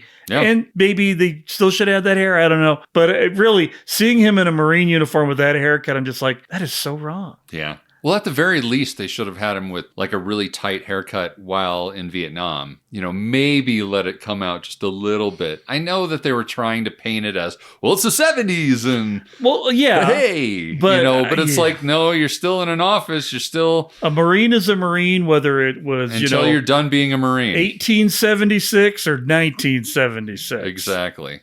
So on top of it, like no one gives Bishop an idea about when he can even go home. And right before he kind of hits this breaking point, Muir creates this chance encounter so that he can invite Bishop to this big Christmas party and then ask him to join the CIA working for him. And of course, the very next day he joins. You know, it's like, well, you can either work in the shitty office. Well, he did tell him he could say no. Oh, that's and true. Would get him send him to San reassigned Diego or to whatever. his back to his hometown Right. for the rest of the duty. So he gave him a soft out if he didn't want to do it. This is true. But the Christmas party was pretty sexy and, you know, and you're working for the coolest dude in the world. You're working for Robert Redford. Come on. Yeah, exactly. So the next day he joins. And then they start the training montage. We're going to get a spy montage. It's a motherfucking montage. Yeah. All right. Maybe not a full-on montage, but mostly a montage. I mean, it was like an extended montage. Yes, a montage with some dialogue. Right.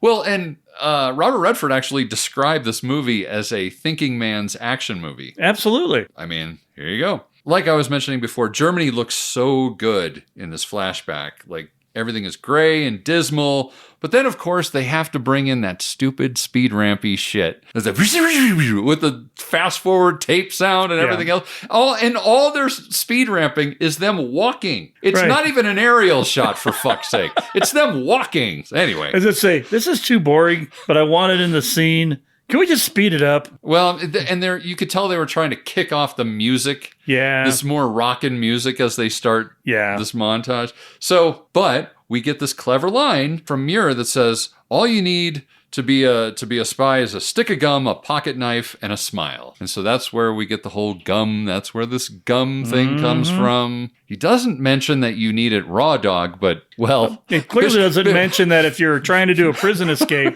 that maybe you shouldn't give that gum to a prisoner who could blow the whole op. That's right. So we then see Bishop learning about Russian radios and memorizing surroundings. And god damn it, if Robert Redford doesn't look as cool can be in that turtleneck. Turtlenecks were invented for Robert Redford. They really were. And it was the one point that sold the 70s the most to me. Yeah, for sure. Because he looks so badass when they're in that restaurant. He's got his blazer on. He's got his turtleneck. He's got his he's got his 76 hair and his sideburns. Just the coolest motherfucker in the room. I know. Ugh. Anyway, so we see Bishop practicing monitoring and listening to tapes or of something. We get more wisdom from Muir saying to always carry cigarettes and a lighter because it's a great icebreaker. We see him learning to beat a lie detector test. We see that we're back in the restaurant and he's seeing stuff in reflections. He's like, how did you see that guy back there, the suit in the kitchen? And it's like, well, he like points to the little dome on the food or whatever. And then we get this great test where they're out at this coffee shop outside. He says, you see that balcony on that apartment? You didn't know anybody in there? He's like, no. He's like, I want you to be standing on that balcony in 5 minutes. What's cool, too, is in the trivia, it says that it's actually from a book. This whole thing is from a book by a former Mossad agent, Viktor Ostrovsky, who describes this test as part of the training of a Mossad agent. So kind of cool that they managed to... Because I thought it was really cool before I even knew that story. Right. Like, that's just a cool thing to... It's about getting people to do what you want them to do. That's what that whole training thing's about. Yeah. Then Muir wants Bishop to solicit information from someone. They're out in this like park where people are feeding birds or whatever, and there's this cute girl that's nearby, and Bishop's like, I can do this. So he strolls over, but then afterwards, Muir calls him out on using all these lies to get the information. He's like, you used 4 different lies that now might have to be true if this person's going to become an asset or another agent. You have to now back up this information, this false information you gave them, and, you know, gives him pause to think about all that sort of thing. It's kind of cool, too. This is when they sort of intercut how they're starting to become friends. They're at a bar together. Amir's complaining about the scotch that he's drinking. He's like, he says something in German to the bartender, like, what the hell is this shit? You know, and then the bartender brings down the good scotch. And Bishop's like, I thought spies drink martinis. Scotch, never less than 12 years old. Is that right? Agency rules? My rules. Then Bishop's asking him for more words of wisdom, and he's like, put away some money so you can die someplace warm, and don't touch it, not for anyone ever. Foreshadowing. I wonder if that'll ever come back. Foreshadow alert. Foreshadow alert. And then he continues with this same foreshadow alert by saying, don't ever risk your life or career for an asset. If it's them or you, send flowers. Now, see, what would have been funny, granted, it was a good ending. Yeah. But the best ending for this movie would have been Muir in the Bahamas and then flowers show up at his door. That would be great. Or better yet, Bishop shows up with flowers in hand. Right. Kind of like the end of Shawshank. A little bit. And then we hear in voiceover about how much of a natural Bishop was. That's what it was. That's what it was in that stupid trivia in IMDb. That's what it was. The VO says how much of a natural Bishop was at his job, and the trivia said Robert Redford was also in the movie The Natural. That's right. Because that's trivia. 100% accurate, 100% trivial. So then we see Muir let Bishop start to build assets and all this sort of thing. And that's when we cut back to the task force room and Chuck is questioning why Nathan would let a contract agent develop assets, but Muir just says Bishop was that good. So Troy then steers the conversation towards Operation Rodeo. But before they can get into it, Director Wilson is outside the office and Troy gets up to speak to him. In the meantime, Muir pries for more information about the op to the guys in the room. And he reads off the reflection of the table in handwritten letters sideshow, which Harker has sloppily written on his piece in big ass letters. If it's a confidential operation, that's on Harker. It absolutely is, but they're trying to illustrate that, Muir is the observational supremo. Yeah. Right? Right. So Chuck gets all flustered and Troy returns and then Nathan starts talking about Operation Rodeo, which kind of brings us into Act 2. Operation Rodeo. So now we're back in flashback mode and we can see Muir with his young Chippy at a black tie affair. She was kind of cute, actually. Right? Yeah. Yeah, Muir is saying in a voiceover that he had an East German contact that told him there was a mole in the embassy. In the embassy. And that the ambassador was their initial potential target, but then turned out to be out of the country when the leaked information got out, which meant it was his wife, Anne. Yes, Anne Cathcart. So we cut back to Insane and Anne Cathcart, played by the lovely and talented Charlotte Rampling. Even that, man, she's a good-looking woman. Oh, yeah. Good Lord. Don't see a lot of her on this side of the Atlantic in most things, but Indeed. I do remember she was in Dexter for a little while. Oh, was she? Yeah, she played his therapist, ironically. So anyway, she comes up to talk to Nathan, and again, we get voiceover where we hear Muir describing Bishop's role, where he was to drive an East German functionary across the border named Schmidt. You know what? Just a few words on the name Schmidt, which is Smith in German. It is the most lazy German name in any spy movie ever made. I don't even know if there's a German equivalent to Jones, but if there is and someone speaks German, please let us know, because I'm just going to start subbing Jones in for Schmidt every time it's used. I think Tony Scott was just focused on the aesthetics. Yeah, he may have been a little more concerned about how it looked than what was being said. That's for sure. But anyway, we see Bishop being pursued, and he's telling Schmidt to calm down, act like they're drunk, tells him his passport's in the glove box with a bottle of vodka, splash them on your shirt, right? He says he has to make a stop to make a call. Meanwhile, we cut to Muir talking with Anne, who's asking if he's bringing someone across. And I love right before this happens, I love how we do the 1991, or perhaps, the movie was made in 2001. So the 2001 version of off you go, man talk. Like sends the young Chippy to go talk to the ambassador while the adults talk. Exactly. So by asking Nathan this question, she's basically confirming what he already knew. Right. That she is the mole. But Nathan plays coy and she walks away after giving him a gentle kiss on the cheek. A little kiss on the cheek. And basically, like I said, we know she's the mole. And can I just say, too, this is another super fucking cool Robert Redford moment where he's in the black tie and he is fucking James Bond in this moment, right? At this party, right? So I mean, cool. If only he'd had the wherewithal to be born in England, right? Well, and then the other part about the scene too is I love how after the little Chippy goes away, she's like, well, she's a bit young, isn't she? And Nathan goes, is that supposed to make me feel bad? Right. Yeah, that was a great line. You know what? It just occurred to me, with all the brouhaha that they had over Daniel Craig being a blonde James Bond, could you imagine if Redford had been English? If he'd been English and they made him Bond, how everybody would have lost their mind over Robert Redford? Yeah. I want to live in that alternate dimension. I'll bet you in that alternate dimension, Tom Cruise is really tall. Anyway. The thing is that Redford would have been able to sell Bond because he's so smart. Absolutely. But have you ever heard him do an English accent? Probably See, not. I don't good. think he ever has. I don't think he's ever had to or tried. Because he's never been in a movie where he probably needed to. Yeah. Not that I don't think he could do it. He's Robert Redford, but He'd probably spend like 6 months with a speech therapist. it like, would seem really weird. with a accent therapist or It whatever. would be like listening to Sean Connery speaking like he's from New York. It just wouldn't work. No. It just wouldn't work. So we move back to Bishop, who's inside the bar. He calls Muir. You kind of get the impression the people in the bar are in on this whole thing. Yes. That's right off the definitely bat. like a safe house bar. Right. Now, bear in mind, he pulls up to this bar and parks on the sidewalk. Right. Which you're like, what is going on? Although that plays, given that they're supposed to be drunk. Exactly. More on that later. So Muir tells Bishop to throw out the bottle as they know that Schmidt's coming and they're going to be waiting at the border crossing. And both of them will be killed if Bishop drives them there.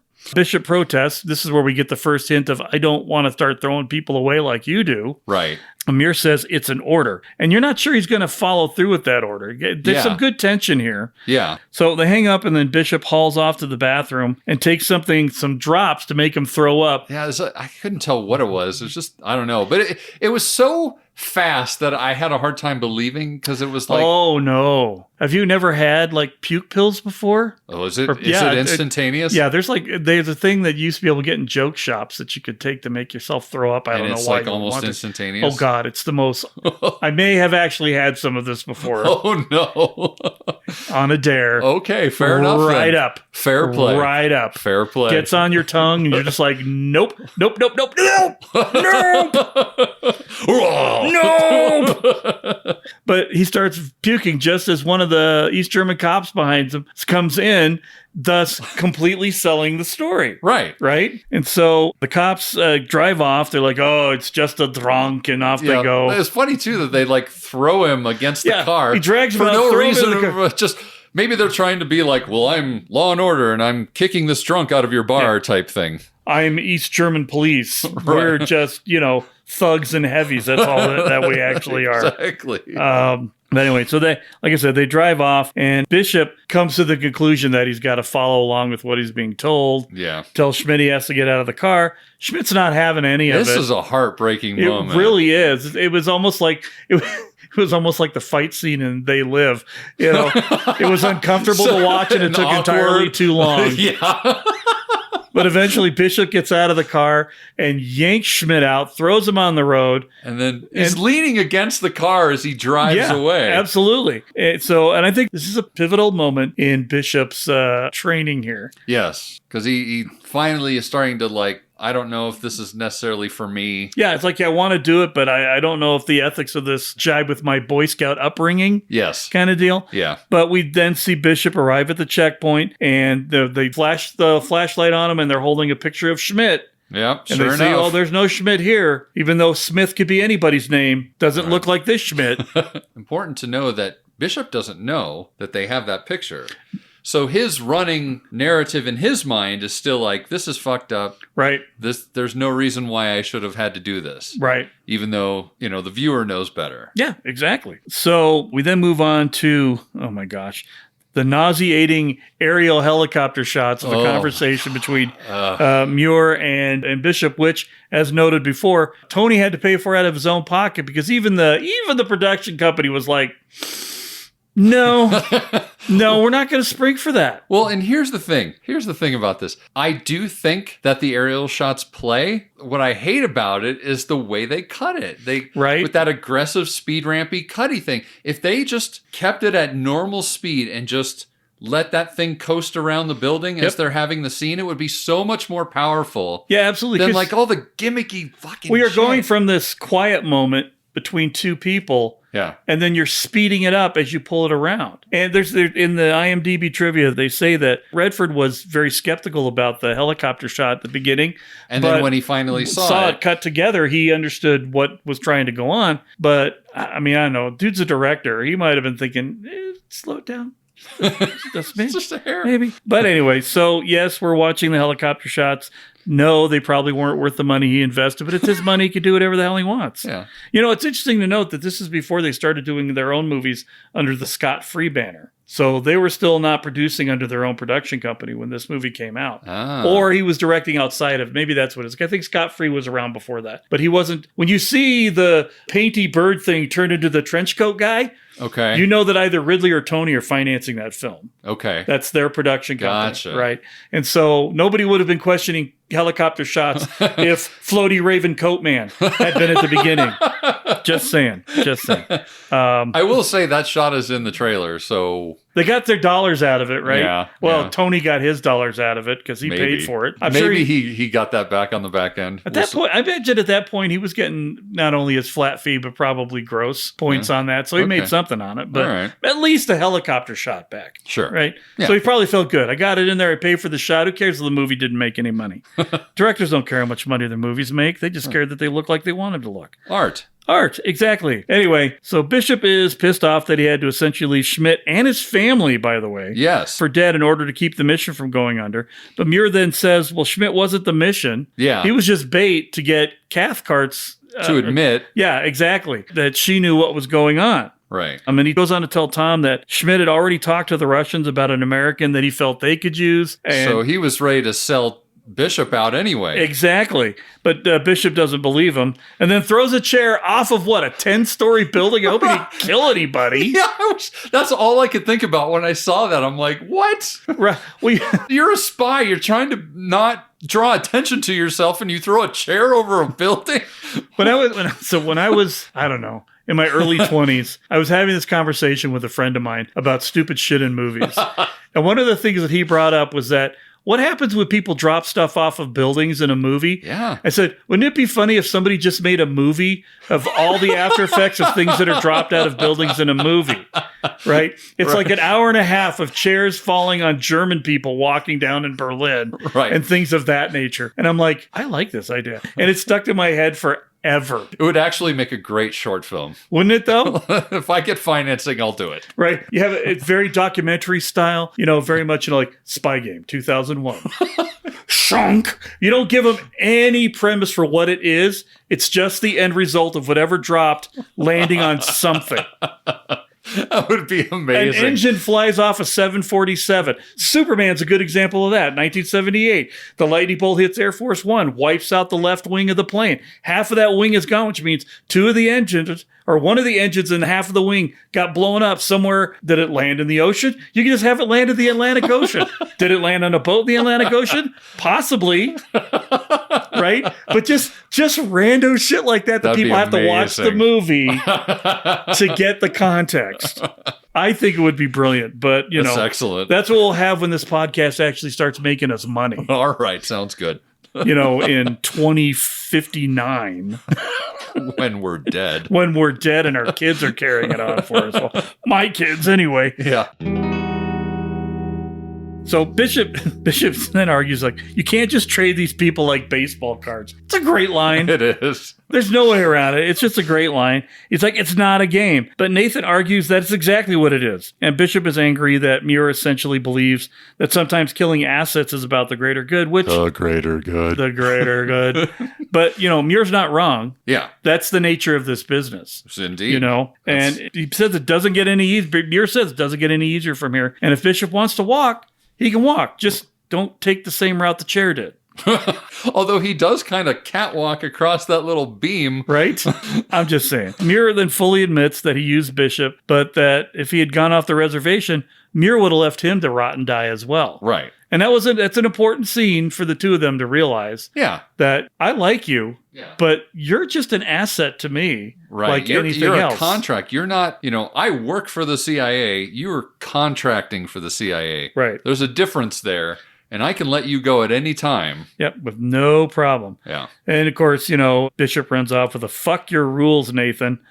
And he's like, okay, but tonight they saved your life. Right. Cut to speedy ramp aerial shots. Oh my God, it's so bad because I even watched, as an editor, I watched it from an editorial standpoint, and they speed ramp the shot around, and then they cut to a second aerial shot. It's a jump cut that is a completely different shot that then backs away from the tower. And I'm just like, this is just sloppy. This is just like...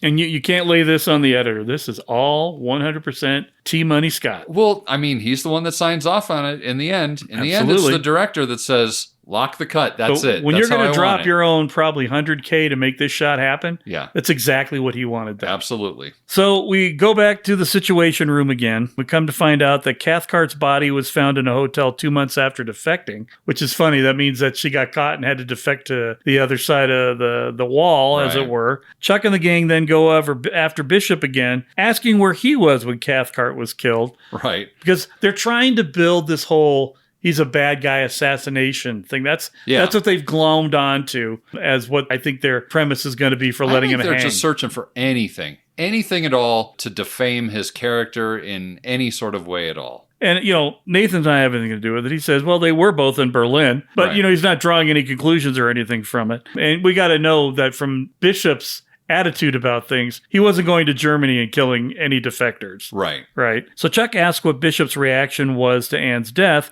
Muir asks then what Sideshow is as a counterpoint. Yeah. Which derails everything. And he does this so masterfully. Every time they try to ask him questions that will implicate him in something, he throws something off rail. It seems like it's just to protect Bishop, but it's really protecting his own ass. Yeah. He then asks why they want to burn Bishop so bad, and he gets nothing but crickets. He even turns to Troy to try and get him to give him something. Finally, Troy says to stop recording the tape, because did we mention that they're recording all and transcribing all of this? They're transcribing and recording the whole thing. Right, because if there's an investigation, they want to have it as it all plays out. But anyway, so he tells him to stop recording, and Troy tells Nathan that Sideshow isn't a company that makes awesome 1/6 scale action figures. But in fact was a bugging op that was listening to government offices in eastern China to get them data for the upcoming trade talks for the president. They're worried that the Bishop situation will ruin the deal. So Muir argues that China needs the U.S. more than the other way around and that they should make a trade for Bishop. But then Troy tells Muir that Bishop wasn't part of the op at all. He was, in fact, on an outside job to rescue someone out of the prison. We then get the messy... Oh, God, I hate this. We get this super flash cut of the fruit stand where Hadley gets abducted. And just this echoey, help me! Right. Yeah, I remember that one popping up at the first viewing of this going, what the hell was that? Yeah, is that a mistake? I mean, you never know. In a Scott film, they sometimes will just throw some pretty things in there for no reason. Yeah. But I'm like, huh?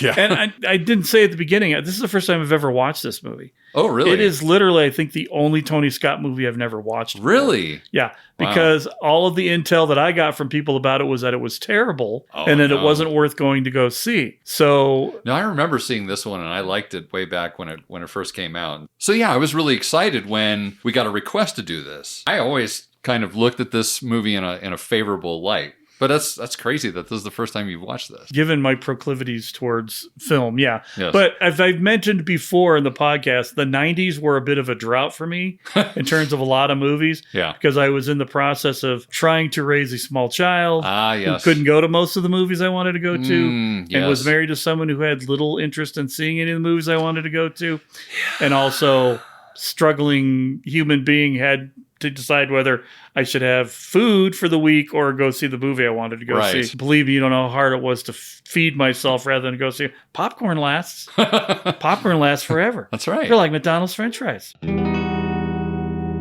So they all then turn their attention in the Situation Room to the news as the headline that Muir gave his buddy to run to CNN worked and is now broadcasting on CNN in front of, I'm guessing, some Chinese building? Yeah. In Hong Kong building? I don't know. Some random correspondent out there. Right. But this now is putting the CIA's plan to burn Bishop in danger. Chuck is, of course, furious and wants Muir's response and on the record to how this could have happened. That's when we get the story about his uncle. When I was a kid, I used to spend summers on my uncle's farm. He had this plow horse that he used to work with every day. He really loved that plow horse. One summer, she came up lame, could barely stand. Vet offered to put her down. You know what my uncle said? No, Muir, what did he say? Said, why would I ask somebody else to kill a horse that belonged to me?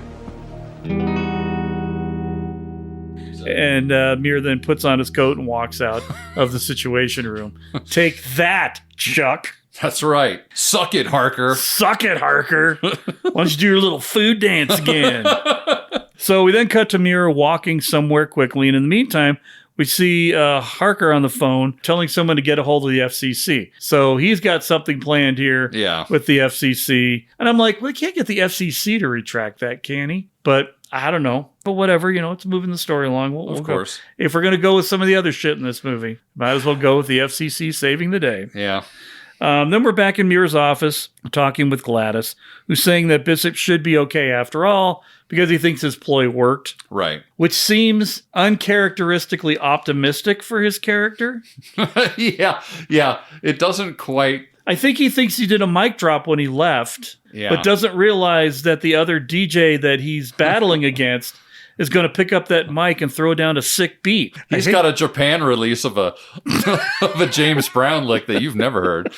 Muir tells her to put the last of his stuff into his storage locker. He tells Gladys he'll send her a postcard if he needs the key. She asks where from, and he's like, ha, not a chance. You'll show up and try and clean the place and scare off all the native girls.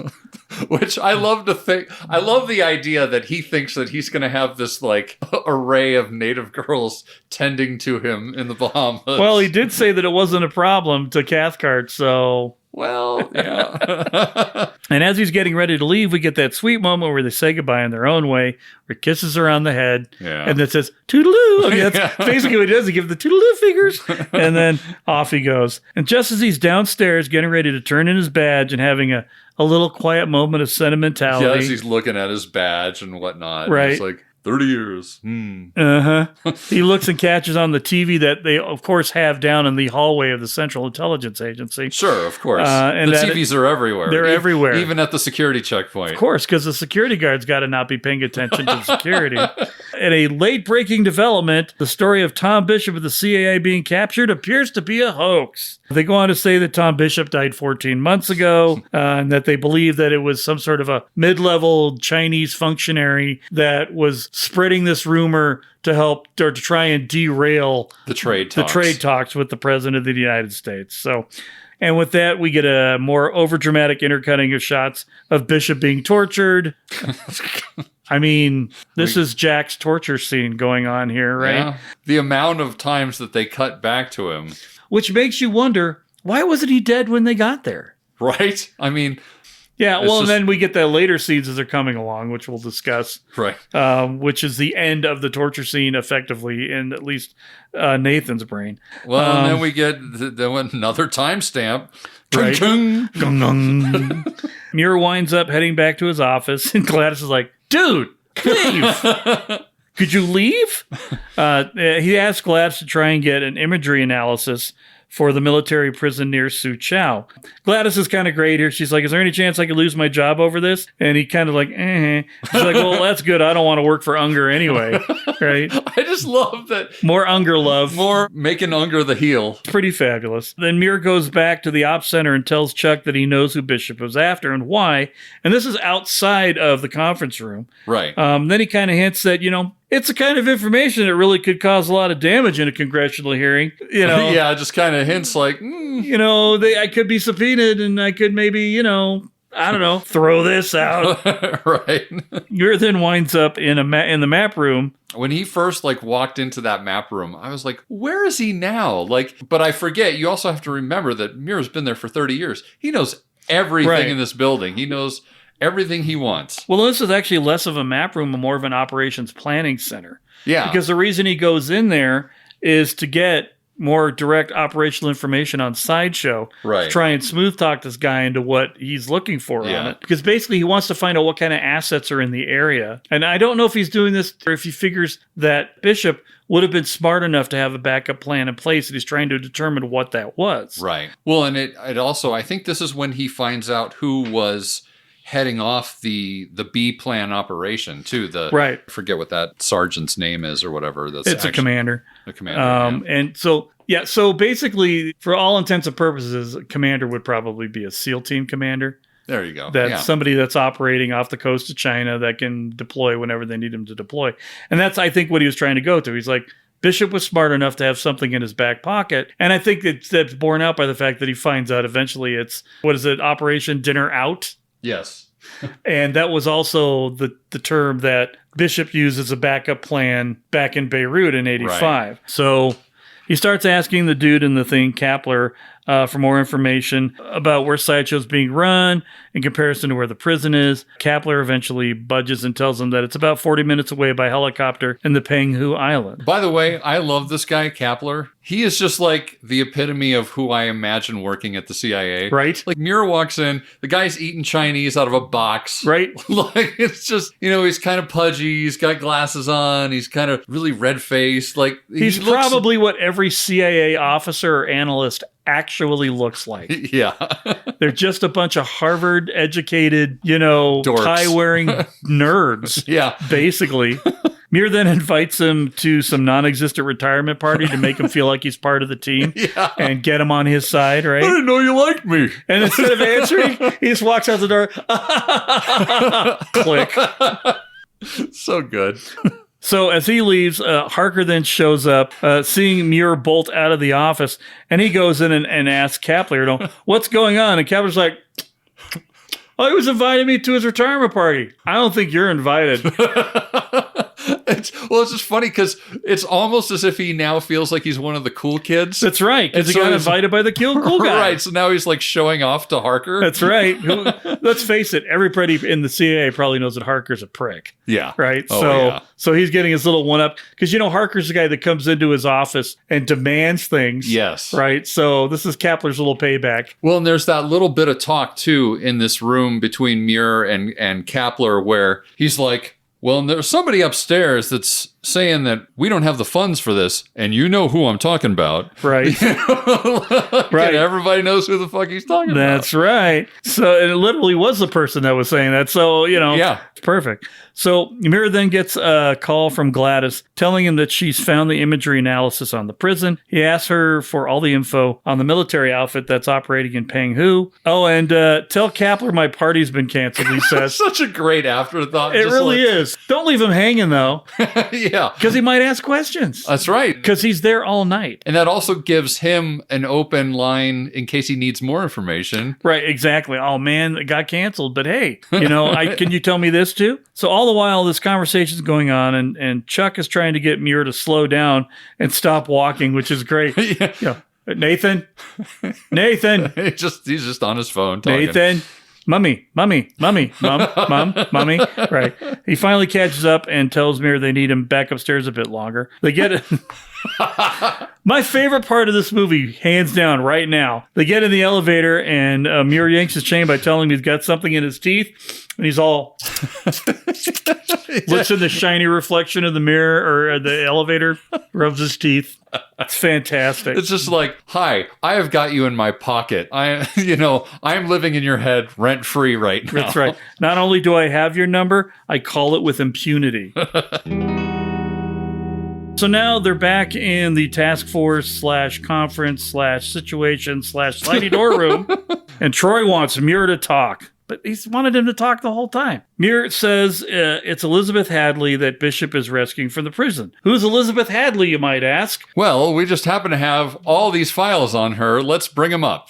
Right? So they bring up the files on Hadley. Muir then begins to describe what a nightmare Beirut was in 1985. I was looking for real estate there in 85. I'm like, maybe this is a bad opportunity right now. I mean, entire buildings are blowing up for no apparent reason. Because I was a 15-year-old real estate tycoon back then.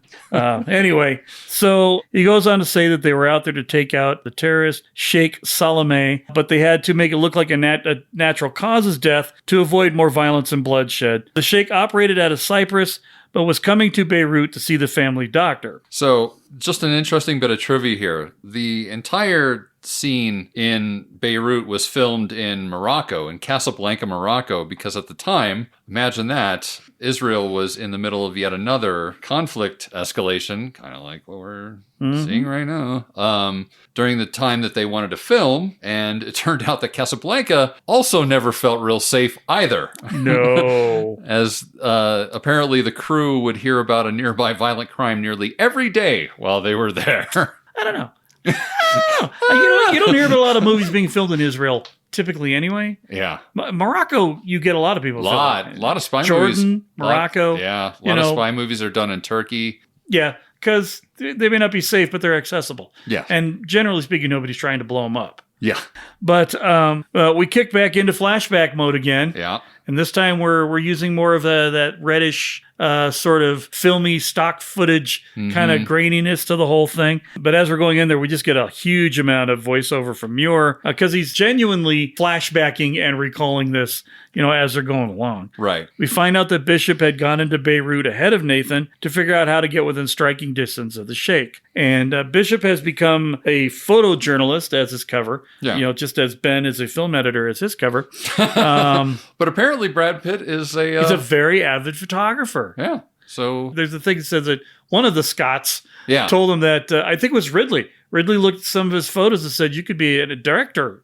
You got a good eye for it, right? Thank God he's not a director. We have enough. We really do. But they show this whole thing, where he's running around in the middle of a combat scene with his camera. Yeah. And, Muir's like, it was just like Vietnam. He fit in fit right in. Fit right in. It was like no adjustment for him at all. So anyway, Bishop figures out a way to get to the Sheikh would be to go through Hadley, who worked at a refugee camp where the Sheikh's doctor also worked at. Yes. Who I think they're related in some, like they're cousins or something like that. Yes, they're cousins. I believe that was something that was in there. Bishop ends up negotiating a deal with her to bring in medical supplies for the camp in order to get closer to the Sheikh's doctor. The CAA then gets a story printed in the Times to legitimize his cover there.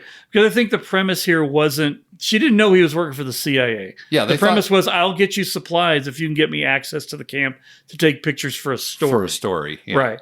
Because she's completely clueless as to what he does. Yet. Until Nathan. We get that restaurant scene. Oh, God, yeah. And we're getting there.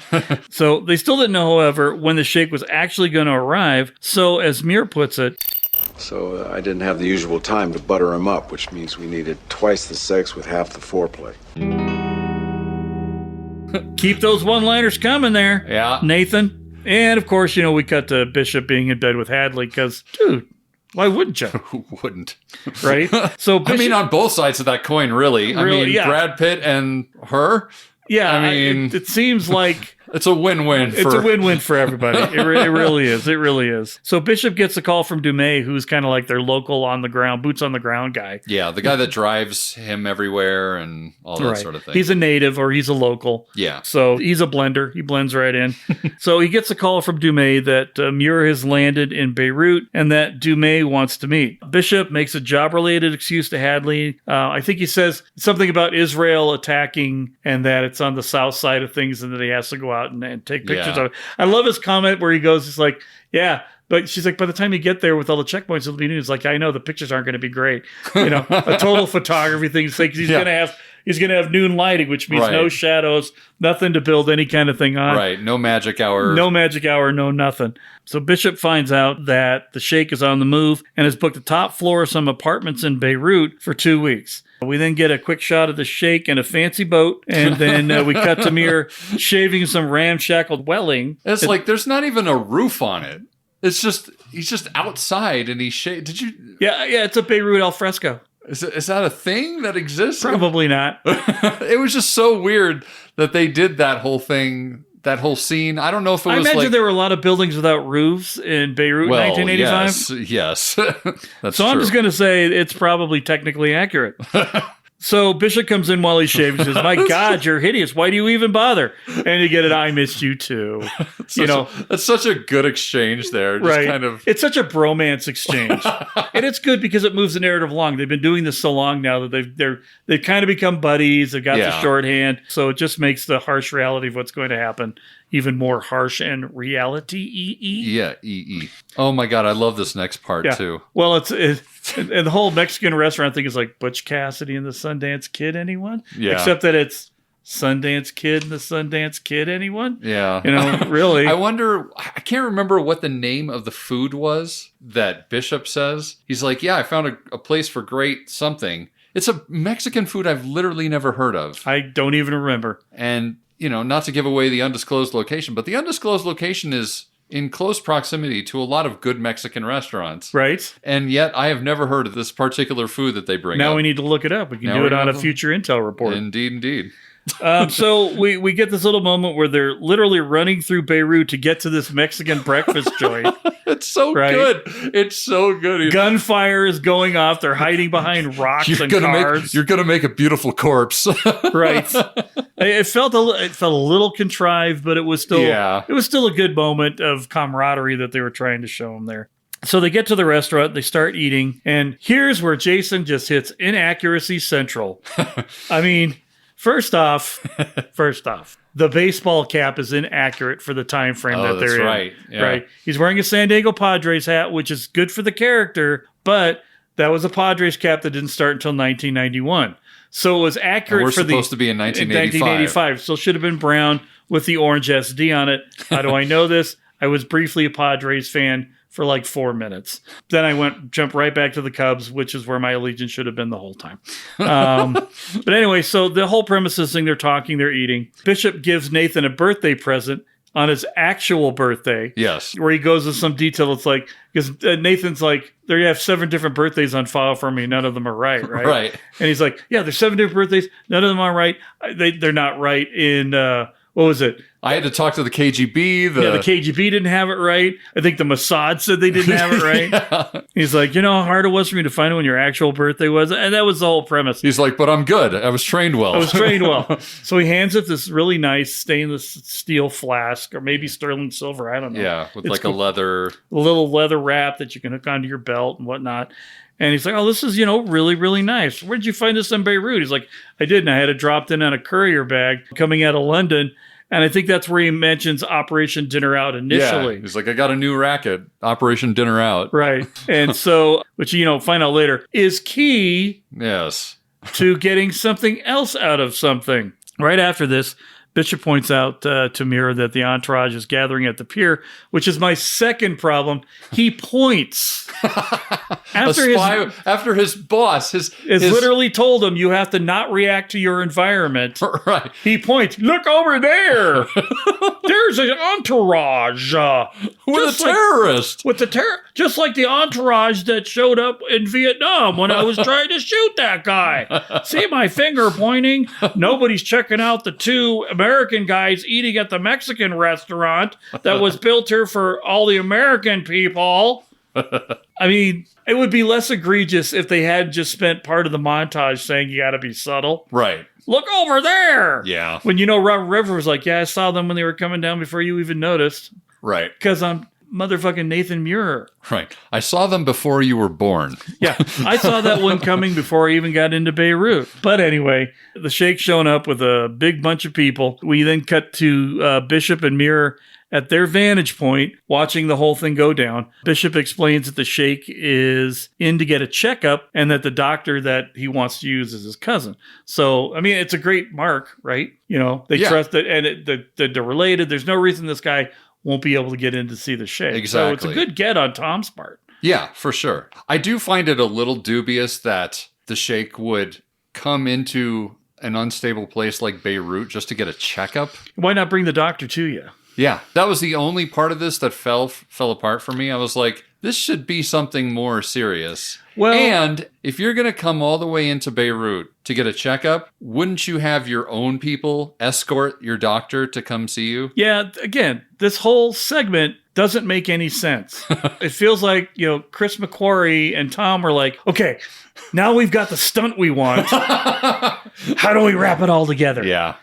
So it felt very contrived in a number of things where they just sort of like, I know we talked about it, but I really want to see this happen, kind of thing. Because it's all leading to blowing up a gigantic building. Right. Well, and I think a lot of this is maybe ignored. I think maybe Tony Scott ignores the plot hole because ultimately his goal is just to set up this thing that divides Muir and Bishop. And so he's less concerned about the validity of the actual mission. Right, and more about the outcome. Then, yeah. That's fair. I'm sure that there's reasoning for it. I mean, at the end of the day, nobody is going to make a movie about how things actually happen in the CIA. Right. Because it's really boring. Right. Right. So I get it. But we then have this little playful banter where Bishop and Muir are discussing Bishop's contact. And Muir's like, blonde or brunette, Is she pretty? Is she pretty? And he then asks if she's still of any use. And he's like, yeah, not for us. Yeah. And that's your key, not for you and me. But for me, I'm still going to get plenty of use out of that because she's drop dead gorgeous. And he's also falling in love. Falling in love. Oh, love. I love love. Twoo wove. Twoo wove. He's blaving her every night, I'm guessing. So anyway, we immediately get this tiny little, it's that little furtive look that Redford does so good, where he almost raises up the binoculars. He's like, and then goes back to what he's doing. Yeah. I've seen him do it in a bunch of movies. Yeah. That's his signature, right? It's like, okay, moving on, Yeah. right? Anyway, so Muir then breaks it to Bishop that Langley wants Nathan to liaise with a Lebanese militia group just as a backup plan. And however, Bishop explains those guys are unpredictable cowboys, and Muir's like, yeah, I know. That's why we need to do it our way. Right. However, he does fully get that taken care of because that's his job, Well, right? yeah. He's not contract. He's a company man. The mission matters. And so we then see the Sheikh arrive at the apartment building. I can't remember what it says on it, but it's like La-op or Na-op or La-op. There's a lot of A's involved. Yeah, there's double A's at the end of it. Yeah. I don't know what it is. Shanana. Sure. The Shanana Hotel. I don't know. But anyway. So we kind of do a hard cut here and find out that Bishop is already late for the meeting with the doctor where they're going to try and recruit him. Yeah. Both Muir and Dumais are annoyed and concerned when he shows up. And it's kind of like, you're 10 minutes late. Every minute counts. Yeah. I just like, you start to see the shades of the real Muir in between the sort of chummy brotherly camaraderie. Yeah, they break that camaraderie thing and things get deadly serious right there. And even Dumais is like, all right, I'm going to keep my eye on you. Because, I mean, you're slipping, dude. Yeah. You're slipping, my guy. I work for this guy, not for you. Yeah. Know, right? Bishop apologizes and heads across the street with Muir to meet Dr. Ahmed. He introduces Muir to the doctor. We cut back to the CIA in the present where we find out that Ahmed's father was something of a diplomat, but that he and his wife died of carbon monoxide poisoning.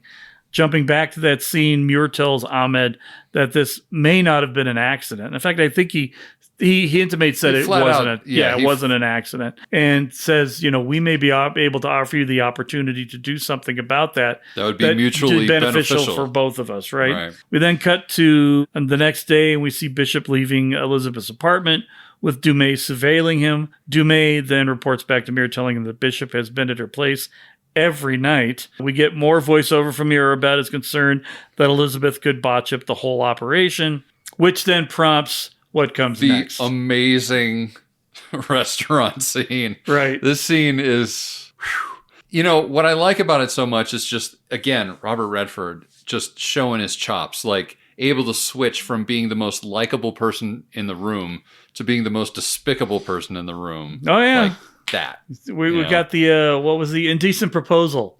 Yes. This is that form of Robert Redford where he just becomes two people that are the same person. Yeah. Just becomes a complete prick. Yeah, exactly. Sort of like, Tyler Durden. Anyway, harumph. When then we cut to the scene where Bishop and Hadley are having lunch together at a restaurant. Muir walks up to the bar and orders a drink. And then, Bishop starts like, oh, I know this guy over here. He's the guy that got me my thingy for the thingy. He works for the State Department. Oh, he works at the embassy or whatever. Yeah, exactly. He got me my passport or whatever. Yeah, he got me my passport or whatever. He's like, he calls over the waiter and he's like, the gentleman over there, give him a double of the worst scotch that you have in the building. Because he's still playing off the chummy thing. Yeah. He hasn't realized that Nathan's already like, yeah, I'm done with you. I'm back on mission mode as we're going through here. And you're putting it in danger. So Nathan goes over and is initially acting like, what the cover story was going to be. Yeah. So there's some banter and he's like, oh, he said he needed to stay in longer. I'm guessing you're the reason that he needed to stay in longer, right? Right. And she's like, oh, well, I don't know. Gee, golly, gosh. Gosh. Oh. Yeah. And then they start getting into discussion about, the politics. What do you do for a living? She's like, oh, I'm an aid worker. Right. And he's like, oh, it must be nice not having to take a side on anything. Yeah. And then it just gets deadly serious. Oh, man. He starts laser focusing.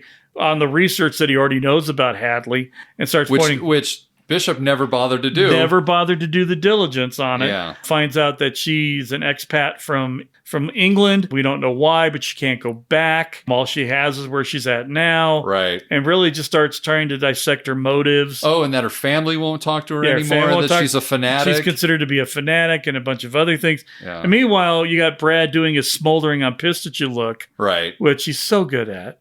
Right, that slow build, slow burn, I'm going to kick your ass kind of thing. Kind of reminds me of in Seven, just before the what's in the box moment. Yes, exactly. He's just doing the wind up and whatever else. And finally, she has enough. She realizes at this point that Nathan is not a State Department guy. And now she's realizing that Tom is not a photographer. Tom's not Terry. Tom's not Terry. There's something else that's going on there. Yeah. And she goes storming out.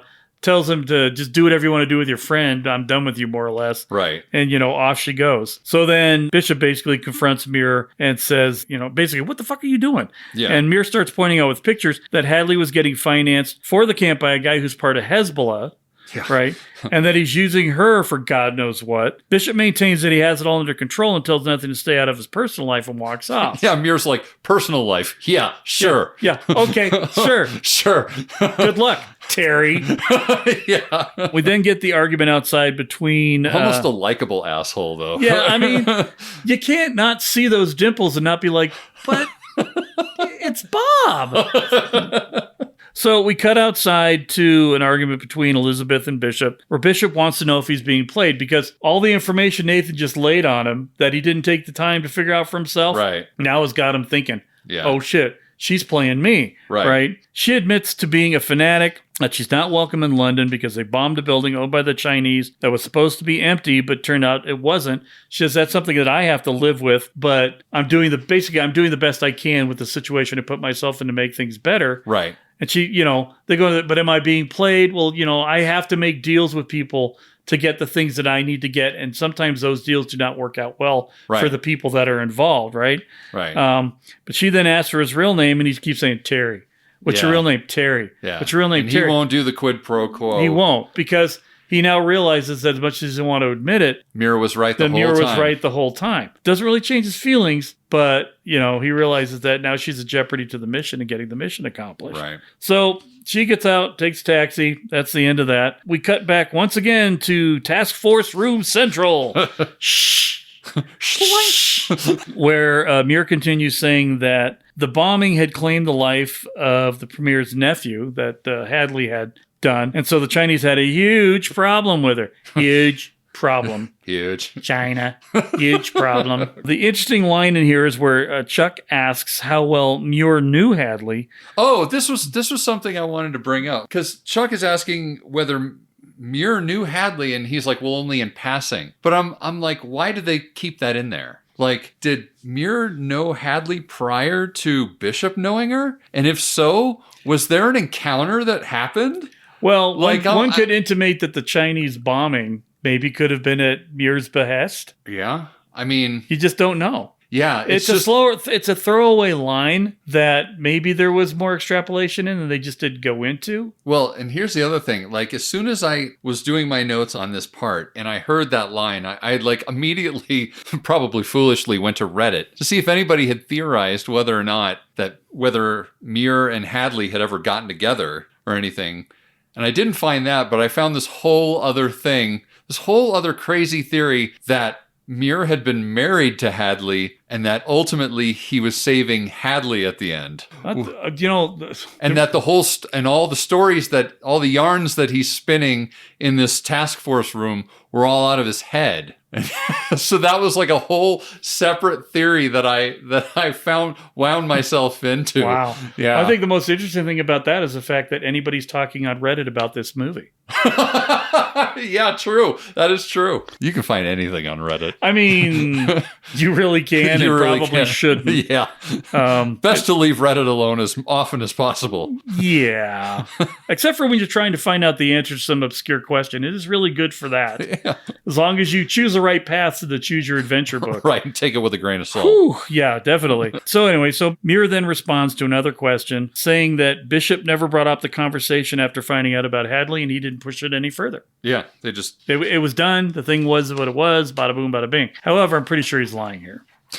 I think he knows that things continued on after the fact. Yeah. So then, because how else would he know that that's who he was going after? Yeah. So he knows. Yeah. Nathan knows everything. Nathan knows everything. He knows all the spy stuff. He knows how to make good hot dogs. He knows everything. So we cut back to the flashback scenes in Beirut. Muir and Bishop are waiting in a car by the beach, and Nathan tries to make small talk about getting some work done in South America. I think this is the part where he clearly is trying to smooth things over, but Bishop is still clearly not over it. No, and turns out to not going to be getting over it. Right, ever. He's going to complete the mission. He's going to stay amicable, but he's made his choice here because he's in love. Yeah. Right? And he doesn't want to not be in love. Yeah. Who doesn't not want to be in love? True. It's silly. So just as they're going through this, Dumais rolls up in his car carrying Dr. Ahmed. The doctor and Muir switch cars so Bishop can tell Dr. Ahmed just how to kill the sheikh. Also, it should be noted, and I think about this scene, he does such a good job in here,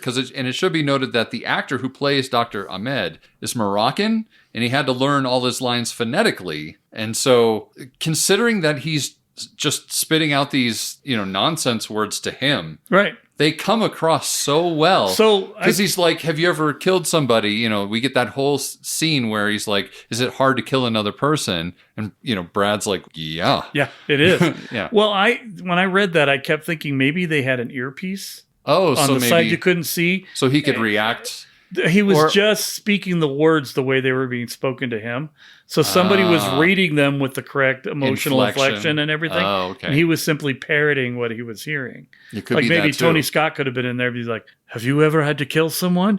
And have you ever had to kill someone? It was just literally aping what he was hearing. It could have Because when been you say that. phonetically, sure, but the problem with learning something phonetically is you learn how to say it, but you don't know how to convey the emotion behind the language if you don't speak the language. So clearly somebody was... So either he was getting the verbal coaching before the scene, right, and he was able to retain it, or I think to keep the dialogue, because they're very dialogue heavy, both scenes he's in, that they were just reading him his dialogue as they were going. And they could have taken it out. You can edit out with everything that's being faster, more aggressive. Right. You have directors saying things during that all the time that they pull out later. Right. And the more I think about it, a lot of the scenes with the doctor, it's shot in a way where it's a single on the doctor, single on the other guy talking to him. Single on the doctor, single on the other guy. So you're never seeing them both in the same frame at the same time. Right. So he's not having to remember and bounce off the other person. Right. They cut the dialogue well. If that's the case, then good job on editing with that. Yeah. Because it was super convincing.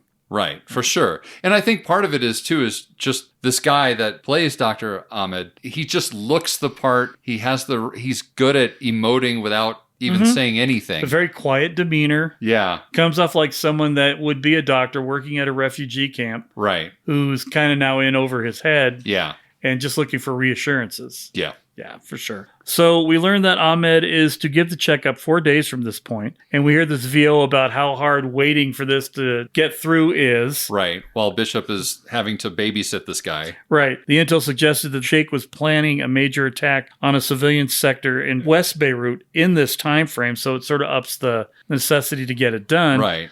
So Bishop... And if that wasn't enough... Muir tells of a meeting with the Lebanese militia in order to satisfy Langley. But in the meantime, Muir describes the waiting as just being the very worst. And he does it very colorfully with language that's very enjoyable to listen to. Yeah. I don't remember any of it. He's basically mirroring his way through this one too. Yeah. A little bit of snark goes a long way. So now we cut to Elizabeth Hadley in her apartment, and Bishop shows up. He then tells her his real name, and bow, chicka, wow, wow. They should have time-stamped right here, too.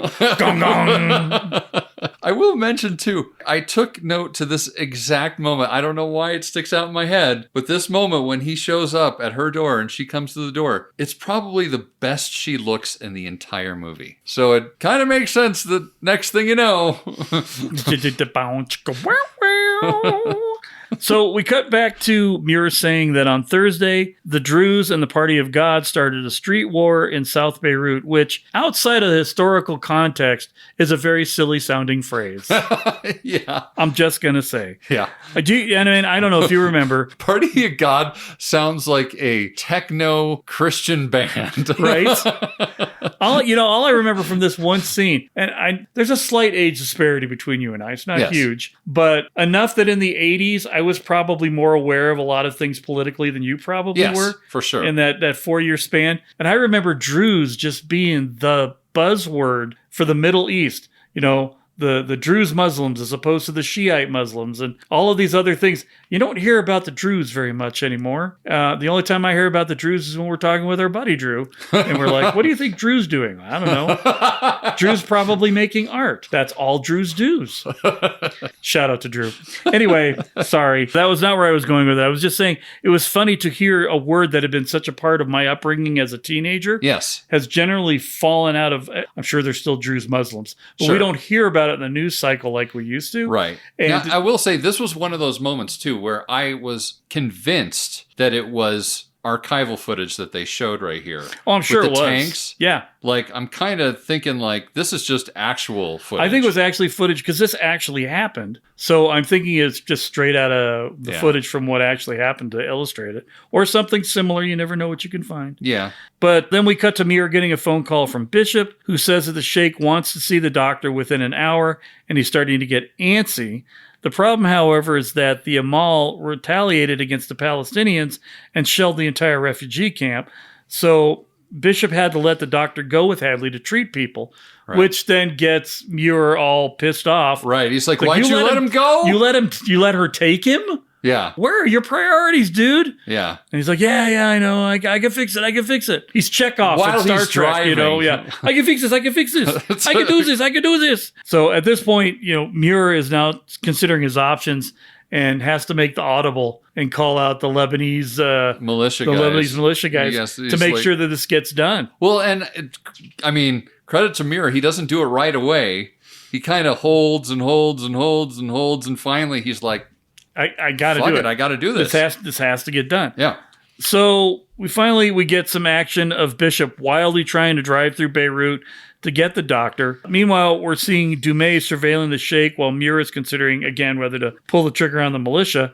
We cut back to Bishop arriving at the camp where it is a total mess. We got bomb shell holes everywhere. People missing limbs. It's a whole thing. He grabs the doctor, heads back toward the sheikh. Elizabeth is not happy by this at all. She's like, what the hell are you doing? We need him. Hello? Whoa, Terry? Tom? Terry? Terry, Tom. But off he goes. So we get more shots of Bishop and the doctor in the car. The doctor is scared out of his mind, go figure, as they are literally dodging bullets and flying through chaos. In the meantime, Muir calls Dumais to ask what's going on. He says, it looks like they're packing up. He says it could be 10 minutes, could be an hour. You just don't know. Yeah. And then we cut back to Bishop and Ahmed trying to get there in time. And this moment here, it's almost silly. I am just barely willing to accept it because, yes, it could happen, but it's also such a stereotypical thing that you would see in a spy movie of two people trying to race through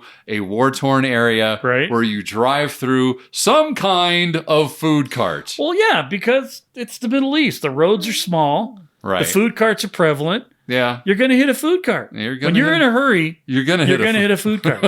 That's just what happened. I mean, it's... at least it wasn't fruit this time. At least it was fish. Hey, He could have hit a cart and, or driven past a guy on a bed of nails. That's right. Or swallowing a sword. So many things could have happened. A food cart seems at least logical. Also, I appreciate the fact that afterwards there is a mob after them, rather than in most movies, they just keep going and no one would care. They would just be all in shock. Everyone would be in shock. No one would be angry. Right, exactly. At least this is the logical reaction because, to hitting a food cart. Clearly, as Hollywood has shown us, food carts get hit all the time. I would think people would think it's just normal. It's just... Nobody's going to get in an uproar about a food cart getting hit. It's just Thursday. Right, exactly. Oh, finally, I was wondering if that was going to happen today. I mean, look at the time. But anyway, Jeff got hit today. Oh, poor bastard. Poor Jeff. I hear he he doesn't even have spies in a car hitting his food cart insurance. He's hosed. But anyway, this forces the two out on foot, which is necessary, being chased by said mob. And now we're back to Muir, and he finally calls the militia and says, look, man, you got to go. It's so weirdly specific. Go at 4:20. He's talking in Lebanese. There are subtitles that says 4:20. And I'm like, do we need that 4:20 there? 4:20. 4:20. At least they resisted the urge to do a 4:20 gong gong just before it all started. So we get this intercutting of Bishop and the doctor running from the mob, the militia getting ready for the bombing, and the Sheikh's men continuing to pack everything up. Finally, Bishop and the doctor get close to the Sheikh's apartment, and Bishop sends him on his way with some final words of encouragement. Which is... You can do it, Doc. You got this. I know. He just kind of shoves him out there. Okay, go. It's fine, right? Yeah, you're fine. You're fine. I've given you all the information you needed in the car. Yeah, it's hard. Go. Yeah. Go. You'll be fine. You'll be fine. Go. Go. I promise you're going to be fine. Nothing is going to happen to you. Unless the building blows up, you are going to be fine. The doctor then walks up and just about to get into the apartment building, walks in to the security guards, right. Flashes his ID, whatever it is that he has. Right. Oh, yeah, you're the doctor. Go on in.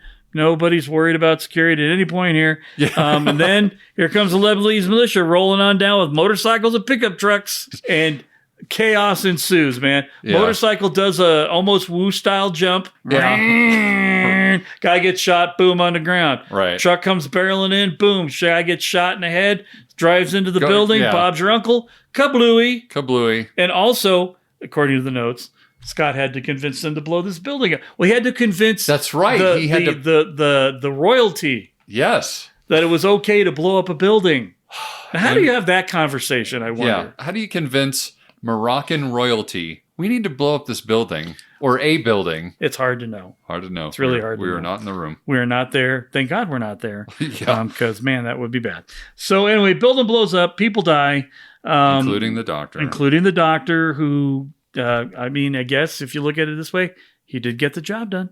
Yeah. Well, the mission was accomplished, just not in the way they had originally planned on it. Yeah, it's unfortunate, but that's what happens. This is not silly spy shit. This is actual spy shit. Actual spy shit. Yeah. So we cut to a week later at whatever airport is still fully functional in Beirut, and Mir and Bishop are getting set to fly to Karachi. Hey, I know a great restaurant in Karachi. Sorry, I had to say it. Anyway, moving on. Bishop tells Mir he's done, and he's moving on to another operation. And he's just like, I can't play by your rules anymore. Yeah. Sorry. See you later. We cut back to Mir saying, and that's the last I saw of him. Yeah. That was it. So we see Bishop at a cafe, content with his decision. He then goes up to Elizabeth's apartment, only to find out that it's cleared out and that there's a Dear John letter waiting for him. And that, my friends, brings us, thankfully, God blessedly, to Act 3. So then we're back at the CIA, and we see that Troy has received the imagery analysis to the prison in China, and we get a quick cut showing that Muir has seen this just kind of out of the corner of his eye, because as we have established already, that Muir is a very observant fellow. Absolutely. Troy then leaves to his office to brief the White House, and Muir goes after him, and he just barges right into his office, and his secretary's like, hey, you can't go in there. And Troy's like, it's fine, and just let him in. It's Nathan. It's Nathan. It's what he does. So Muir essentially pleads that they need to save him because he's one of theirs, and he kind of appeals to his morality, more or less, but he's also there for other reasons than just trying to plead with him. Right. And, Troy's like, well, I have to be at the White House, so I got to go. So Troy leaves, and Nathan then slyly, after Troy is out of sight, he drops a pack of cigarettes on his desk and then starts leaving. And just as he goes past Troy's secretary, he's like, oh, I forgot my cigarettes. I got to go get it. Going back to his training early on. Yes. And the secretary is like, no, I'll go get them for you. You stay here. So, of course, which is exactly what he wants. And that's when he pockets the imagery analysis that he needs of the prison. So the secretary comes back with his cigarettes that he uses, allegedly. And then we get another 5:42 p.m. Time's a-wasting. And Muir makes it back to his office where Gladys has left him a bottle of scotch. Aww.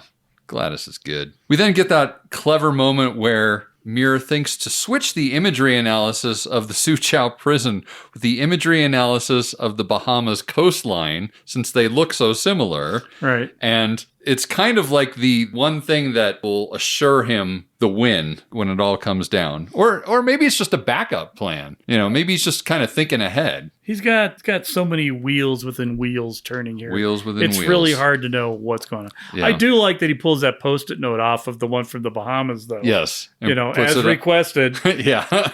He then goes into Unger's office, Unger, to call his finance person to liquidate his entire account into an account in the Grand Cayman Islands. So then we get a quick cut of Harker finding out that Muir worked with Harry Duncan back in Vietnam. So he realizes that they're friends as well. So at this point, we get this yet another corny timestamp saying it's now 9:22. So in the blink of an eye, basically 3 hours has gone by. We then cut back to Harker, who's now calling someone in the CIA to find out if any calls went out since this morning to Hong Kong, anywhere in the building. In the meantime, old Unger, he's going to leave work, and God damn it, where's my pass? I must have left it up in the office. So he turns right back around, and then we're back with Harker again, who finds out from the other stooge there that Muir had liquidated his funds and sent them to the Grand Cayman account. And then he asks for the amount. So they're writing down all this stuff. They're trying to, they're scheming and plotting. They're basically trying to back Muir into a corner. Right. So meanwhile, Muir calls Harry Duncan in Hong Kong again from Unger's office, of course, asking for a safe place to fax the imagery analysis, and then asks him if he still has a contact at the power company. Harry wants to know more, but Muir just hangs up too quickly, and he's just like, okay. So from here, we're back with Harker again, who's seeing the phone call records, and he sees that a call was placed from Unger's office. So he busts in there, but at that point, Unger's back in his office looking for his badge and what have you. Then we get another timestamp. Now it's 11:03, and we catch up to Muir, who's now in a different room faxing the imagery analysis out. Then we're back with Harker, and he goes back into Muir's office, but he's not there. And Harker's on his phone, and he's ordering someone to print them out and send them up, but we don't know what exactly. I don't even know the payoff for that, to be honest. Oh, well, he was... Maybe it's something to do with phone records or something. I think he's printing up the information to try and bury... To bury Muir when he calls him out on the whole thing. When they reconvene the next day or whatever. Yep. So then we come back to Muir, who's now hiding in some dark corner of the building. All the lights are out in this lounge that he's sitting in. And he gets a call back on his cell phone from Duncan. And Muir explains that Bishop piggybacked his mission on Sideshow and has already prepped the rescue plan as a plan B to the one that didn't work. And has someone on the inside of Sideshow to help him, which happens to be Tran. So now we finally circle back to Tran. Who, again, still never appears after all of this. I think he's in the room with, what's his name in Hong Kong, with the guy from the power plant. Well, you know what I will say? There's an alternate ending to this movie. Okay. And in the alternate ending, they show the team first coming into the prison, and you do see Tran there. Because Tran's part of the rescue of Bishop. So he's part of both rescue plans, essentially. He's part of the plan to rescue Elizabeth, and then he becomes the part of the mission to rescue Bishop. Both of them. Yeah. All right, well, that makes more sense.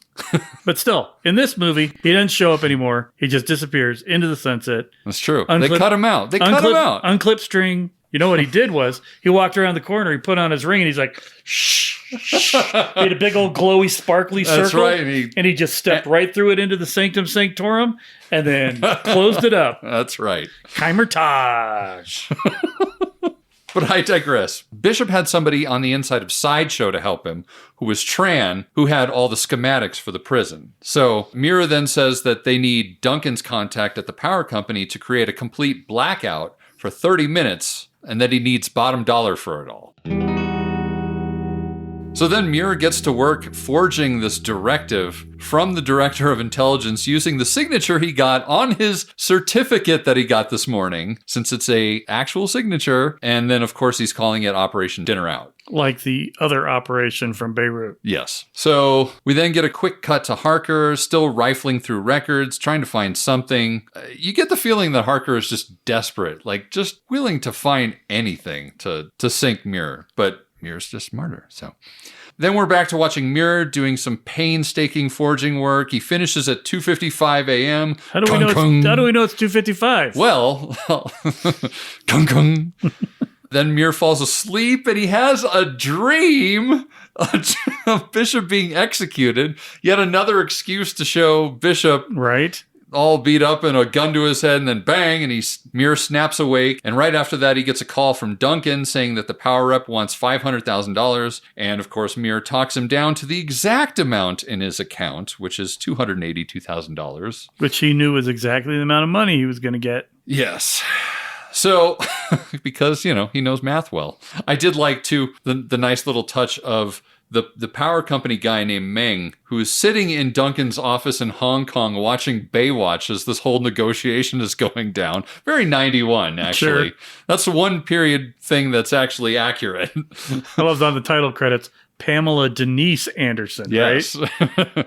So now it's morning, and we cut to Muir entering the task force room where the director of intelligence, Wilson, he's in there standing in on the proceedings as well. And Harker then openly accuses Muir of working against them over the past 24 hours, saying that he called Harry Duncan from Unger's office. Muir responds that Harry is a friend and they were discussing a personal matter. Troy then adds that Harry has disappeared recently, and Muir's like, well, good for him. He needs some time off. Right. Harker then brings up Muir moving his money around, and Muir fires back saying, if you're going to accuse me of something, dude, just accuse me. Like, he's ready for it. Right. And Harker then throws out this theory that the money was used to tip off Digger to leak the story to the CNN. And then Troy cuts in, though, kind of surprisingly, kind of adding... Well, after Muir glances at Troy. Yeah. You're going to let that happen kind of thing? Yeah, exactly. And Troy basically tells Harker to back off because Digger is MI6's man in Hong Kong, and that newspaper is basically just a front. So Harker then plays his final chip in this poker game with the imagery analysis, which he believes is in China. But Muir then says he's like, well, and it's fun. You get this really long. There's a lot of looky back and forth where it's just silence and you just wonder what's about to happen. But there's this glimmer in Redford's eye and he's about to just slam dunk this fucker. Second mic drop of the night. Yeah, exactly. Where he says, well, I'm guilty of using company resources for my own benefit. And he says that he was, researching retirement property. And of course, the exact dollar amount put in the Cayman account matches the brochure exactly. And then they hand over the brochure to the director. And he's like, you're an idiot. Yeah. Tell me what you know, Nathan.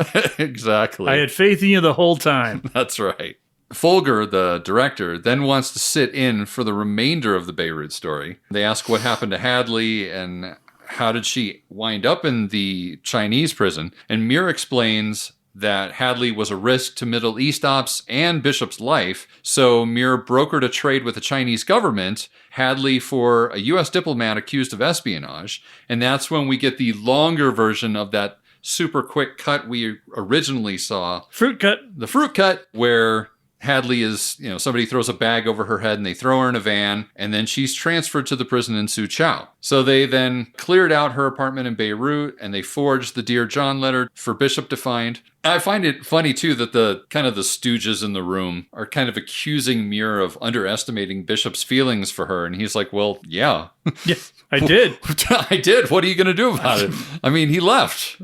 Clearly, he had more feelings than I knew. So just then, Gladys calls into the room. Mears picks it up to find out that Commander Wiley, the guy who's running the rescue op, is on the line. And Wiley asks if dinner out is a go. And Muir says, yep, dinner out's a go. And the guys in the room are like making fun of him. He's like, dinner out's a go? Hell of a way to speak to your wife. Why do you think they keep dumping him? And then we get another timestamp, and it's dong dong 7:17 a.m. And then we see the power go out over the island as the helicopters are descending on the prison because now the operation is happening. And we cut back to the room in the CIA, and they ask how Bishop found out where she was. And Muir said, well, it was probably easy. White face in a Chinese prison, and a very attractive one at that. And that Bishop was well trained. Wink, wink, nudge, nudge. I'm good at my job.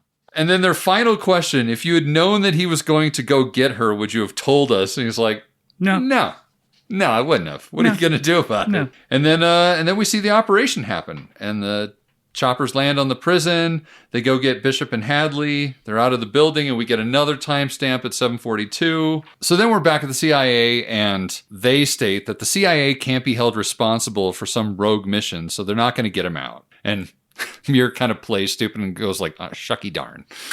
That's a shame. Right. Harker then tells Aiken to escort Muir from the building. Meanwhile, we see Bishop and Hadley getting loaded onto the choppers and fly away. And we get a little bit of intercutting because we know now that there's this time discrepancy happening where how long is it going to be before the CIA gets smart to what has just taken place? Right.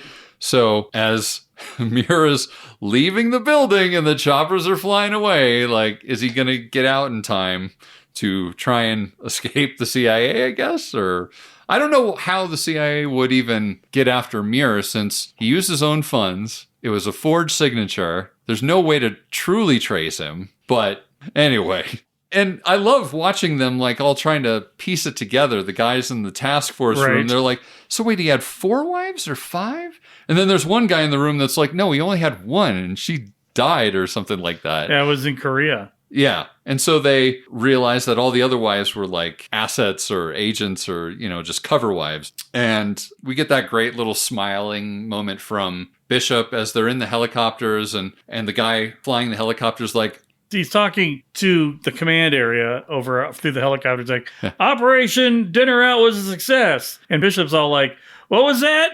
He's like, nothing important, sir. No, what was the name of the mission? Operation Dinner Out. And he's all like, yeah, in his beat up smile face. Yeah, right. I look just like this in Fight Club. Do I look 40 now? And they do that dissolve from Bishop smiling into Muir putting his sunglasses on in his car and driving away. And he's not out just yet. And then they cut back into the room and Troy gets the phone call and he takes it in the other room. And then we cut back to Muir leaving the gates. He's like giving the little salute to the guy at the last gate. And I'm Audi 5000. Audi 5000. And Troy gets off the phone. He goes, there's been an incident in China. Right. And I love that the last thing you see in that task force room is Harker going, oh, Jesus Christ. And then he drives away saying, suck it, Harker. That's right. And that's our movie. That's the movie. We did it. We did it. Yay. Yeah, I mean, any final thoughts on the movie? Well, I think I said earlier, I enjoyed it more than I thought I would. It is up there with the Scottiest of Scott movies. Very much so. The Toniest of Tony Scott movies. Yes. Well photographed. It's pretty. It's a pretty movie. Yeah. When they're not doing weird things with editing. Right. And I mean, I would watch Robert Redford read a phone book. Yeah. Right? Yeah. So, I mean, he is the best part of the whole thing. Absolutely. Maybe the last, I won't say it was the last movie that he was a principal actor in that I liked, per se. Yeah. I haven't followed Redford enough to He kind of started really hitting the director thing at that point. Yeah. So I think Indecent Proposal, I think that was before, actually. Yeah. So I think he was in that directing vein through most of the early 2000s. He wasn't really... Because I remember when he came into Winter Soldier, I was like, whoa, is he bobbing anything in a while? Right. Right? Because we're like that. We're tight. I can call him Bob. Yeah. Him and De Niro. I call them both Bob.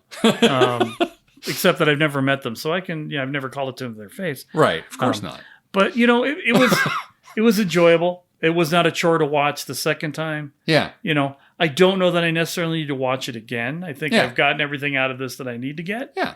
But if somebody was like, hey, have you ever seen this movie Spy Game? I'd be like, I have. It's the Scottiest of Tony Scott movies. And they'd be like, would you mind watching it? And I'd be like, yeah, it's not like it's True Lies. So yeah, I think we're good. Yeah. I mean, I think it's a flawed movie. I think that from what I read about the trivia, I get the impression that this movie, Tony Scott was fighting a lot of issues all the way through this movie. There were a lot of things going on where he didn't get his way. He wanted more time with Brad Pitt. Brad Pitt was on the verge of starting to work on Ocean's 11. Yep. The producers clearly were at odds with him on a number of occasions, including the one that we mentioned about the helicopter shot. I just feel like there were a lot of areas where he didn't get his way. Mm-hmm. And I think maybe that's also part of the reason why maybe some of those bad editorial decisions were because they didn't have the opportunity to smooth some of those transitional things out or find a better way to do it. Yeah. That being said, it's still on Tony Scott that he let Christian Wagner go wild with his overly stylistic-y things. And it's also on the director. Like, the sound effects drove me crazy for that stuff because they were so loud. It's like, it's one thing to use sound effects in a movie. It's another thing to have them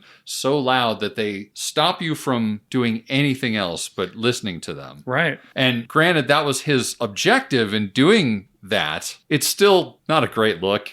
No. Especially now. Now it feels incredibly dated. Those little moments. But if anybody asked me if they should watch this movie, I would say absolutely. Yeah. Because Robert Redford is so good in it. Yeah, he's killing it. He's absolutely crushing it. He looks fantastic in a turtleneck. I'm telling you, it makes me want us to watch 3 Days to Condor even more Absolutely. when he actually was that age in the 70s that he's supposed to be in. Well, this I movie. mean, that's happening, so. I know. That's definitely going to happen, so. In fact, the trivia even said that Tony Scott considered this to be almost a sequel to that movie. Like a spiritual sequel. Spiritual sequel to that character. But yeah, I mean, great watch. I didn't even mind, seeing it 3 times for the review and whatnot. And so Did one more time than me, so what a trooper. Indeed. But yeah, I must say thank you to our special anonymous operative in the field that we spoke about in a previous Intel report, actually, who turned our heads to this particular movie, and I think it turned out pretty well. Yeah, I think it was definitely a good call. A mission worth accepting. A mission definitely worth accepting. Please feel free to bring us more. Indeed, because we'd rather do ones that you want to listen to or movies that you rather listen to us talk to than ones that we just mutually think we want to talk about. Indeed. Because this is for you. That's right. We do it for you. I did it all for you. It's all for you. That's right. And if there's one thing that we beat you over the head with over and over again on this podcast is how much we love listener interaction. So please let us know. We have many outlets on email at cicdeaddrop@gmail.com, on Instagram at Central Intelligence separated by underscores, or on X at CIC SpyPod. And there's a bunch of other places that you can check us out, and I have links to all of them at the bottom of the show description of this very episode. So please get in touch. And hey, if you're enjoying the podcast, you should show off your love of this podcast by giving us a glowing, effervescent 5-star review on Apple Podcasts, Spotify, or wherever you get your podcast from, so that our show gets seen faster when people search for stuff like this, even when we're not doing silly spy shit, just spy shit. Yeah.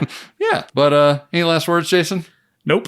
Alrighty then. Well, with that, I'm Ben. And I'm Jason. And the CIC will return with more missions, more martinis, and more mayhem.